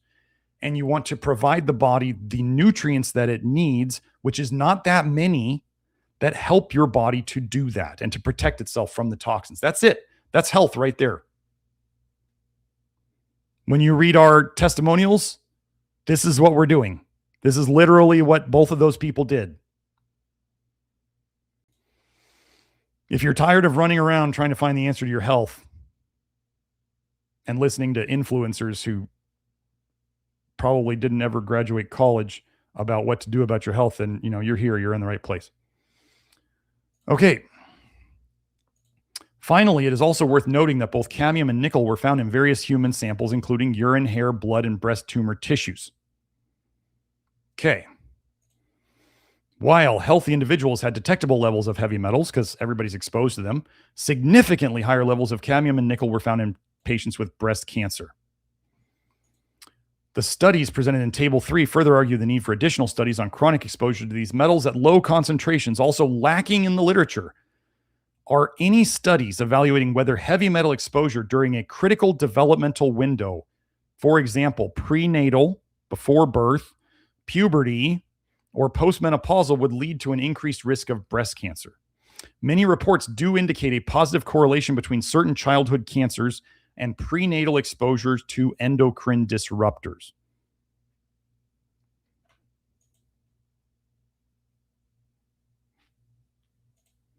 And one of their last lines, acute exposures aside, remember the WHO based their recommendation on acute exposures only. Acute exposures aside, the data suggests that even minimal levels of cadmium and nickel are potentially hazardous and could negatively impact the health of billions of people. Yeah. Okay. So that is that. Let me get back. Okay, Joe, you can stop the share. So that was just some stuff I pulled together to go over today. Okay. So we're gonna get through the super chats now.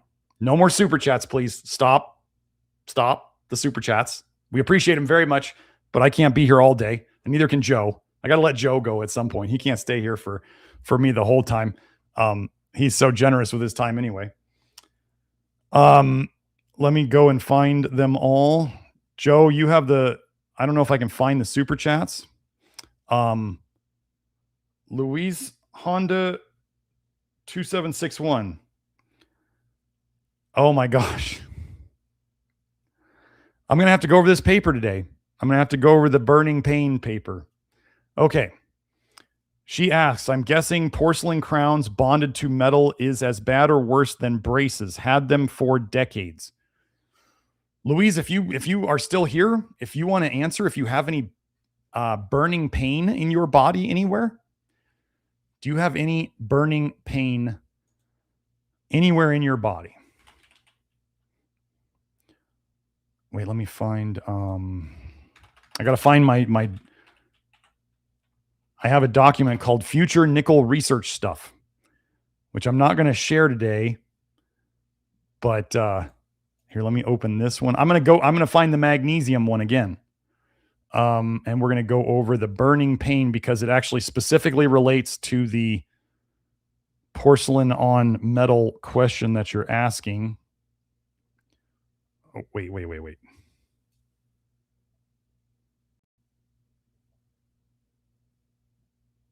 Oh, no, that's the other. Okay, sorry. Hold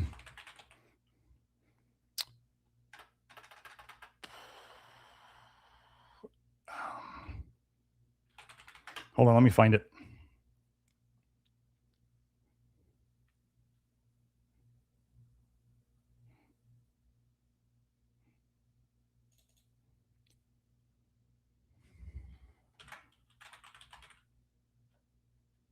Okay, here we are. Got it. Okay, Joe, we need to add these two links to the, actually, I can do it right now.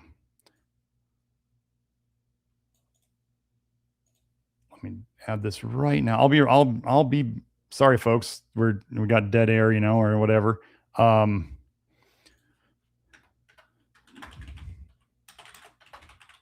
Nickel and burning pain. So, folks, if you are out there and you have burning pain, you're going to want to pay attention to what I'm about to go through. And then also I want to get the next magnesium thing, because again, you'll see that magnesium protects against nickel toxicity, which is probably why one of the big reasons why our magnesium lotion is so popular. Where was it? Here we go. Sorry.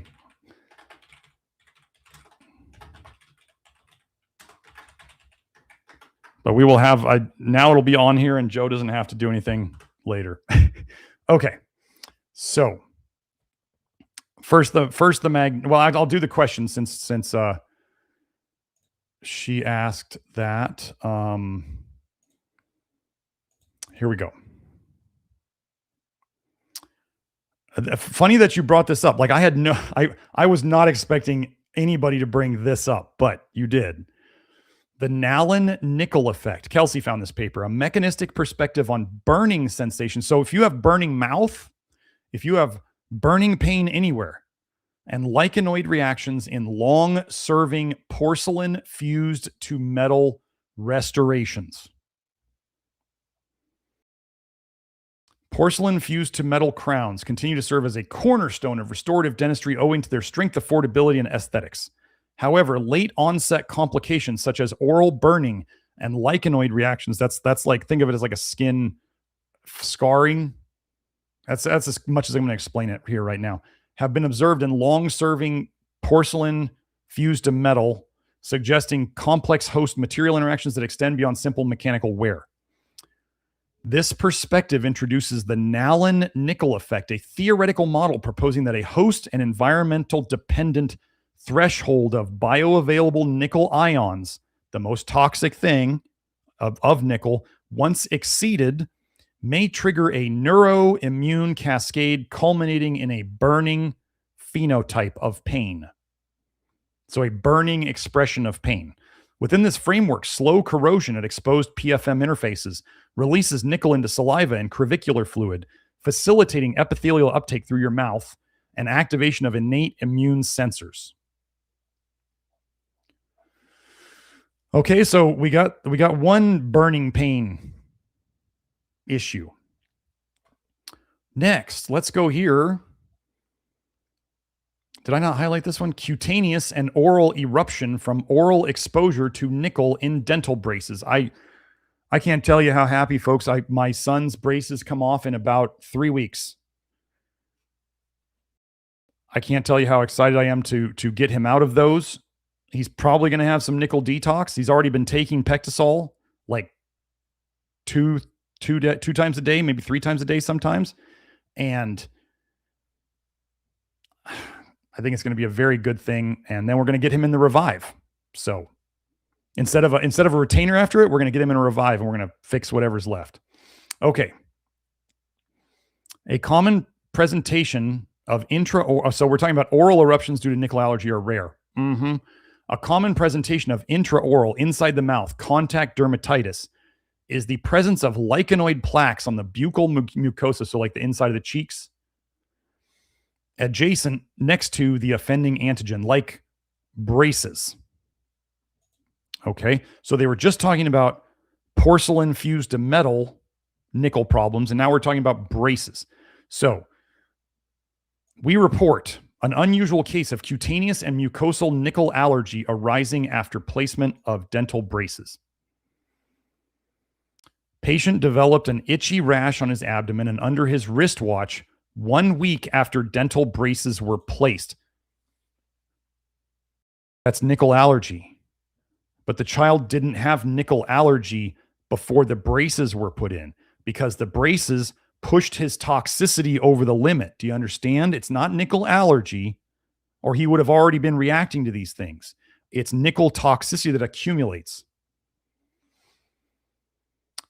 The patient, so yeah, let me highlight this again. He was diagnosed with allergic contact dermatitis from nickel. The patient avoided cutaneous nickel exposure and had a minimal resolution of his symptoms. 1 year later, the patient developed swelling and burning of the lips.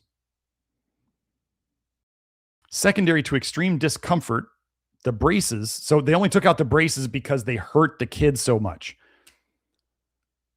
not because they have nickel in them. The level of intelligence and taking responsibility of the medical profession must be at an all-time low. So the braces, which contain nickel, titanium, and zinc, were removed. The patient underwent standard patch testing. The final reading at 96 hours showed that's a high reaction to nickel, palladium, cobalt chloride, and neomycin. The patient experienced relief of his oral symptoms after removal of the braces.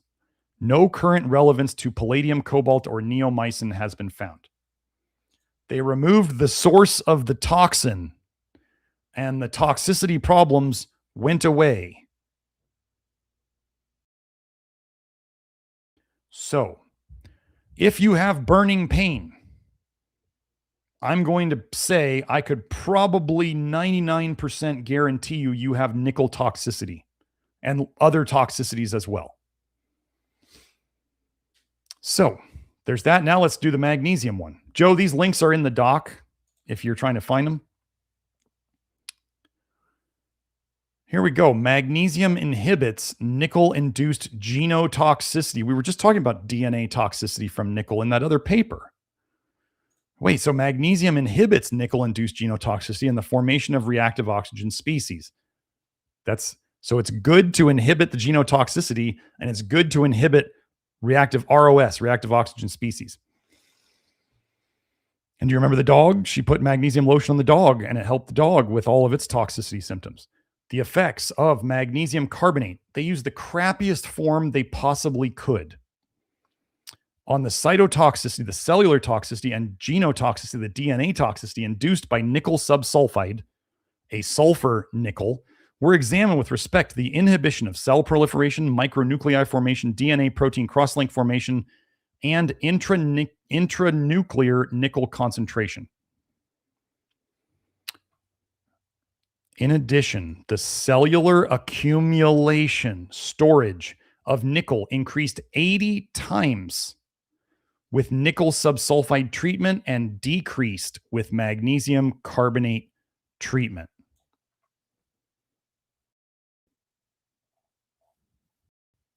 Nickel was decreased with magnesium. So again, go get your magnesium lotion. It'll help. That's part of why it helps. The excessive accumulation of calcium is one thing it helps too. So now that we covered those, thank you for the super chat.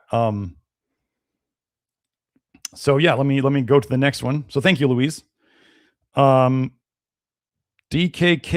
I'm sorry, what, BS89. Could be so awesome if the videos could be multilingual. Seeing a lot of that from other content creators lately to raise awareness on a massive scale. Yeah, first I got to get it aware in English speaking countries, but we do put captions on it. We do put the subtitles. So you can watch it with subtitles in a different language. I mean, I actually specifically started doing that so that people could watch the episodes in a different language. I don't know how I would do anything in another language. I know some Espanol, and I joke that I know enough Spanish that I could hopefully keep myself out of jail if I got in trouble in Mexico. That's the extent of my Spanish. So, Joe says we can do it in another language. Well, Joe, I don't even know where to start. So maybe we talk about that later. I don't know. But yeah, if it's an option, but the subtitles, the captions are one way that you could do it now. So, okay. Sergio Homoni says, why many people say red meat causes cancer? Love you. One of the biggest things, so one of the things that we are against here is pork and shellfish. One of the things that when they do studies on meat is they lump pork with red meat. They do not separate out pork from red meat, and they also include what I call tube meats, like sausages and other stuff like that, which are known to be definitely not as good for you. If you ever wanted to find studies on meat not being good for you, go look at the tube meats, the salamis, the pepperonis, the sausages. Go look at those. But when you put all of those together, then red meat gets dragged down by disgusting pork and by tube meats, preserved meats. So that's why they lump them all together. They purposely lump them all. Okay, remember, they want you to be plant-based and eat the bugs. They want to take meat away from you. Now, there is no research study police out there to catch people. Here's one of the biggest problems with AI. AI believes every single thing that's on the internet. AI is extremely dumb. It believes everything. So any study that comes out that says, any study on PubMed that says this happened and this is the way it goes, AI believes it with 100% full belief. If there's something on the internet that says the body works this way, the AI believes it. And the more times it's repeated on the internet, the more the AI believes it. Well, if, let's say, they came out with studies, because all you really need to do, even before AI, was pay some researchers who don't make great livings anyway, pay some researchers to create they could literally, folks, they can literally just write a study and they could make AI pictures and come up with fake ass numbers and submit it to journals. And if they get in, then it's considered legit. Like, we have to be discerning. And people say, well, what makes me the arbiter of which studies are true and which studies aren't? I go by the results I see in people. So we have looked at people's patterns. We go and we find inklings in the research, and then we put them all together, and then we start creating a picture that apparently conventional medicine and alternative medicine can't put 2 and 2 together to figure out. We're not going to wait 20 or 30 years for the research to come out that they don't want to do research on, like the animal nickel studies. They're not going to do it. They haven't done it yet.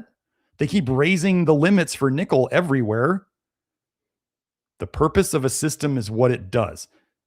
If we are lied to every day from multiple sources, including the trusted sources, the purpose of a system is what it does. If we are poisoned by nickel all sorts of ways and we're not told about it,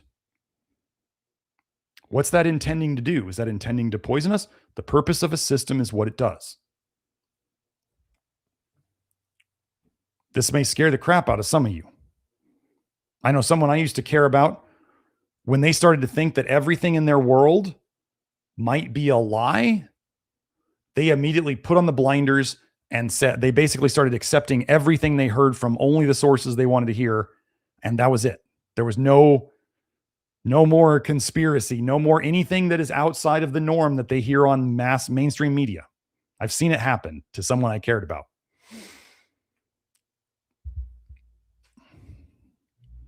Yeah, they'll badmouth red meat. And there's okay, let me tell you this. There's going to be more studies coming out badmouthing red meat. There's going to be, because they don't want you to eat it, and they know they can get the normies and the NPCs to eat less, just like they got people paying for carbon credits and all the other nonsense. They can get people to do what they suggest to them. Most people are very easily hypnotized and influenced. So they'll tell them red meat is bad, and they'll repeat it at dinner tables. Red meat causes cancer. No, it doesn't. Okay, hold on, Joe. We'll get to your I think we'll get to your image in a second. Sergio Homoni says, is calcium propionate from my white bread bad? It would depend on how much is in there. I mean, I wouldn't be too worried about it. If the bread is okay otherwise, I don't think that would be a deal breaker.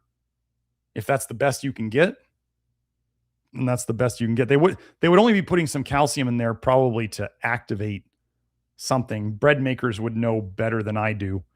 Like calcium with pectin, as an example, calcium can activate certain types of pectin to gel more. So that's why the calcium would be used. I don't think it takes very much, but that's one of the things it can be used for. So, okay, Joe, do you want to show your graph? Joe's very, very efficient and very creative. He made a graph of some of the research that I was going over. So these were the nickel, cadmium, and nickel and aluminum percentages from that study. So thanks for doing the calculations, Joe. So the blue was normal tissue, and the red is breast cancer tissue, right? So Joe, don't scroll up yet, Joe. Don't scroll up yet, Joe. Okay, so the cadmium, scroll down a little more so I can see it. The top the cadmium and the, no, there you go. Yeah. So the cadmium, they said it went up 24.6%, or it was 24.6% higher. And they said that was statistically significant. The nickel was 22.8% higher. It was not significant. And the aluminium was 21.2% higher, and that was statistically significant. Really interesting how they leave out this one. And yet they still keep making all the soda cans out of aluminum and everything. Oh my goodness. Aluminum gets through those. If you think that microplastic liner that they put in aluminum cans like protects you from the aluminum and all the other crap that's in those cans, it does not. I can see it on hair tests. It doesn't protect you. Okay, so see, like this should be obvious that they kind of fudged some statistics to be like, oh, the 22% is not statistically significant, but the 24% and the 21% are. Joe, can you scroll down some more to that bottom part? No, yeah, there you go. Okay, so yeah, these are just the percentages compared against each other. So yeah, the nickel's in between the two, just like I was saying, but it's not statistically significant somehow. So anyway, so that Joe, their Claude put some apologetics down there about why this might have happened. I think anybody with a brain can look at that and go, this doesn't seem right. Like sometimes you have to look at statistics and go, that doesn't seem right. Or the authors may not have wanted to go into that. Or maybe that wouldn't have helped their research careers or something. Remember, lies, damn lies, and statistics. So, okay, Joe, that's good. Okie dokie, it's 12:12. I think that's an auspicious time to stop. At least stop with all the content stuff. So can't make these things too long. So you guys who are out there, let me get into the okay. The show's wrapping up. So if you want to stick around for the links, just remember the PectaSol and the PectaClear are now in our shop. Especially you Love Your Liver members will want to go and check out the VIP store where our Love Your Liver members get better prices on things. So, but that's password protected, and you only get that if you're in the Love Your Liver program. But then you get discounts on everything. Well, all the supplements, I mean. So let's get into it. So you are most likely watching this show here on youtube.com. We are here at Nutrition Detective, and we are putting up shorts and reels on our channels, and that's hopefully going to really ramp up soon here. I've been working with some people, and we're really going to try to get this information out there. So make sure to like and share it. And remember that the way that YouTube, don't forget the hype. I don't know, Joe, you probably can't show the hype button, but for those of you who are on your phone, I don't know if it's on the website, but I think it's the 3-dot thing on the right under a video where you can open that menu and you can hit the hype button. This helps. Okay, so this is where YouTube's looking for people who are willing to go and hit that hype button. So don't forget, I don't think you can do it on the website. I think you have to do it on your phone. So anyway, that's that. So that's our YouTube page. We're there. We're going to be posting. So onto Twitter.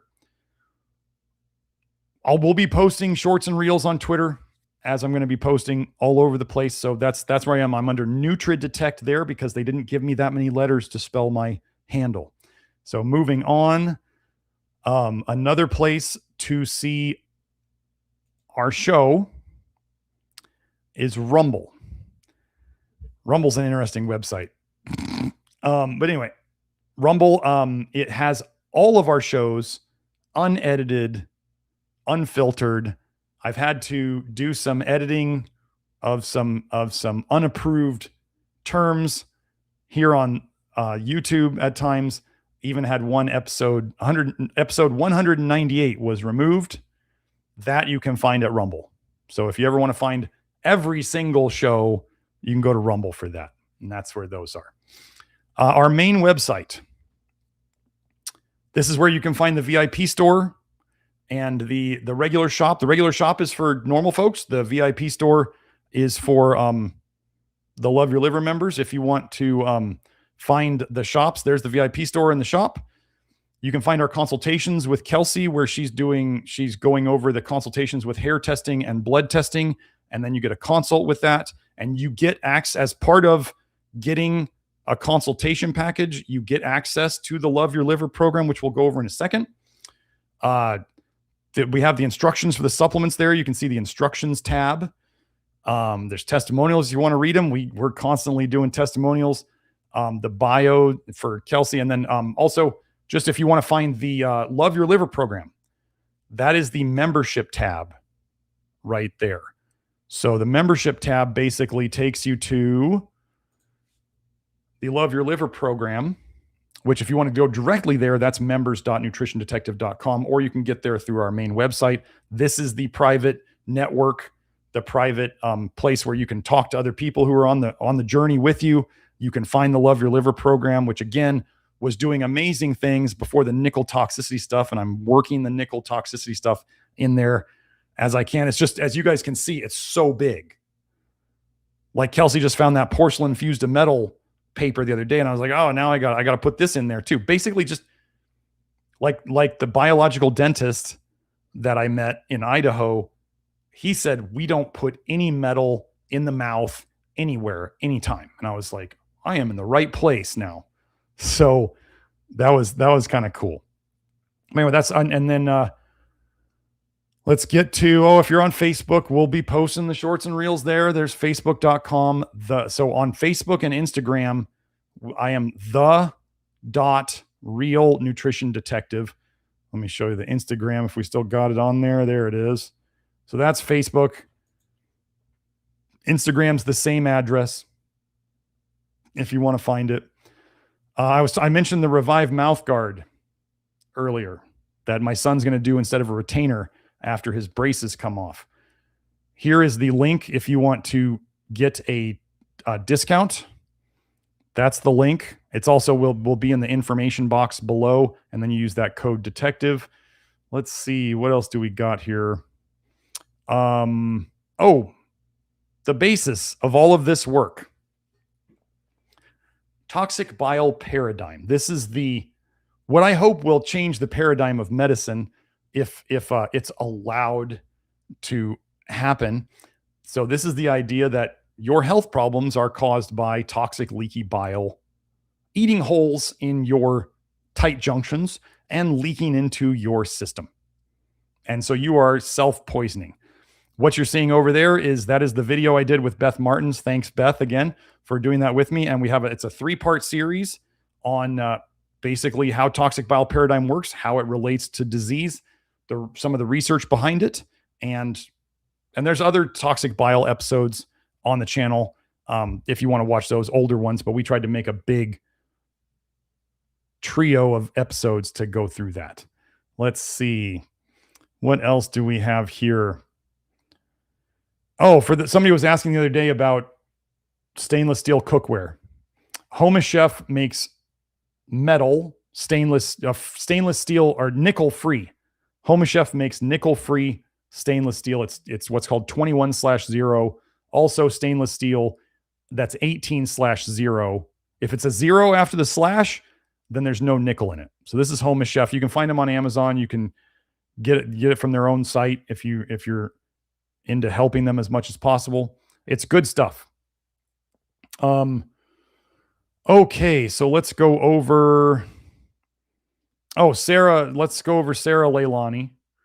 Sarah Leilani did an episode with me a while back on the live stream about the EMF solutions stuff, and I highly recommend it. It helps reduce your body's reactions to EMF stuff, and I have seen it. I've had people in the Love Your Liver program say they thought I was full of crap when I was recommending it and I was just trying to make a buck, and then they tried it and they're like, oh, it actually really works. So it does.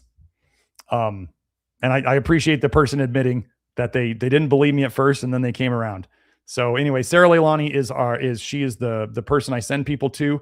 If you wanted to work with her, she does a free consultation about which items, like let's say you're on a budget and you want to get something, but you don't know what to start with. And let's say you're very, very sensitive to changes.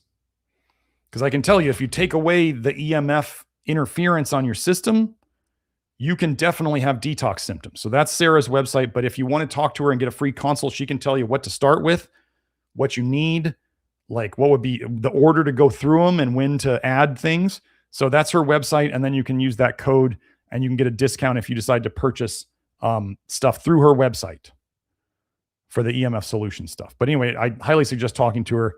If you wanted to see, I had her on an episode a while back. I don't remember what number it was, but I did. And then if you want to see the EMF episode where I cover the research about how vitamin A screws up your vitamin A messes stuff up. Copper is very conductive and electric. Copper messes up the electro part of it.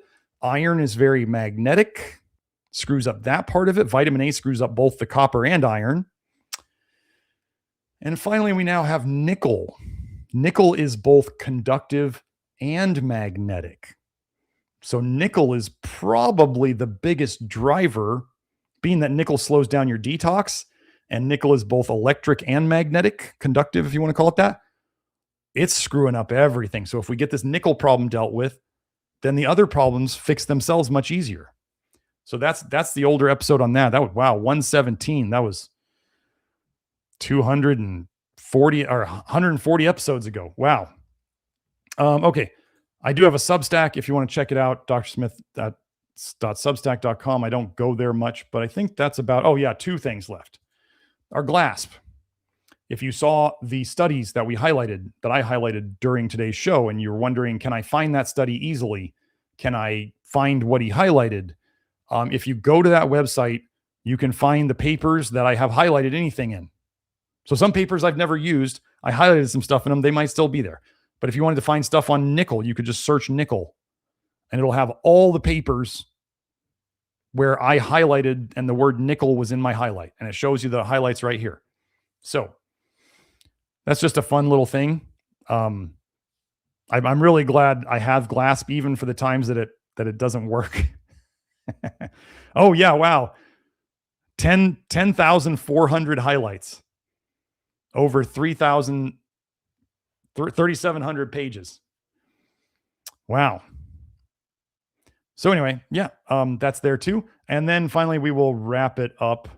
Oh, if you want to sign up for my email list and get a little like 17-piece education as to what I do, madnessofmodernnutrition.com. We do sale announcements on the newsletter, and there will be an upcoming announcement, especially in the Love Your Liver program, of a special niacin product that I made that will only be available to Love Your Liver people. So there's that. And then finally, let's just wrap it up. Okay. Oh yeah. Well, I didn't say I'm Dr. Garrett Smith. There's that. I didn't put that up on the screen, but this is episode number 256 of the Love Your Liver live stream. Nickel toxicity. We went over a dog's recovery from vitamin A toxicity and nickel toxicity. We covered how prednisone interacts with all that stuff, including the dog and other nickel toxicity stuff. How nickel toxicity is probably driving your iron overload problem. I went over before how nickel drives anemia, chronic anemia problems. It drives both of them. I went over how nickel weakens muscles, including your grip strength and your breathing. Study. So that means that weakens your breathing. We already know nickel messes up lungs, especially. And then the topper was the breast cancer. For you ladies and the men who love your ladies, this is something that is very, very important. So at the minimum, stop wearing underwire bras and find something else. Yeah, if it's nothing at all, I mean, that's fine. But if it's just definitely don't be putting metal in a bra on your skin right next to your breast. Don't do that. So that's it for today. Hope you all enjoyed it, and keep an eye out for our upcoming changes in our emails and on our shorts and reels. It's all very exciting. I'm kind of a little nervous about it because I think it's going to go really, really well. So have a great week. I will see you next time. Bye now.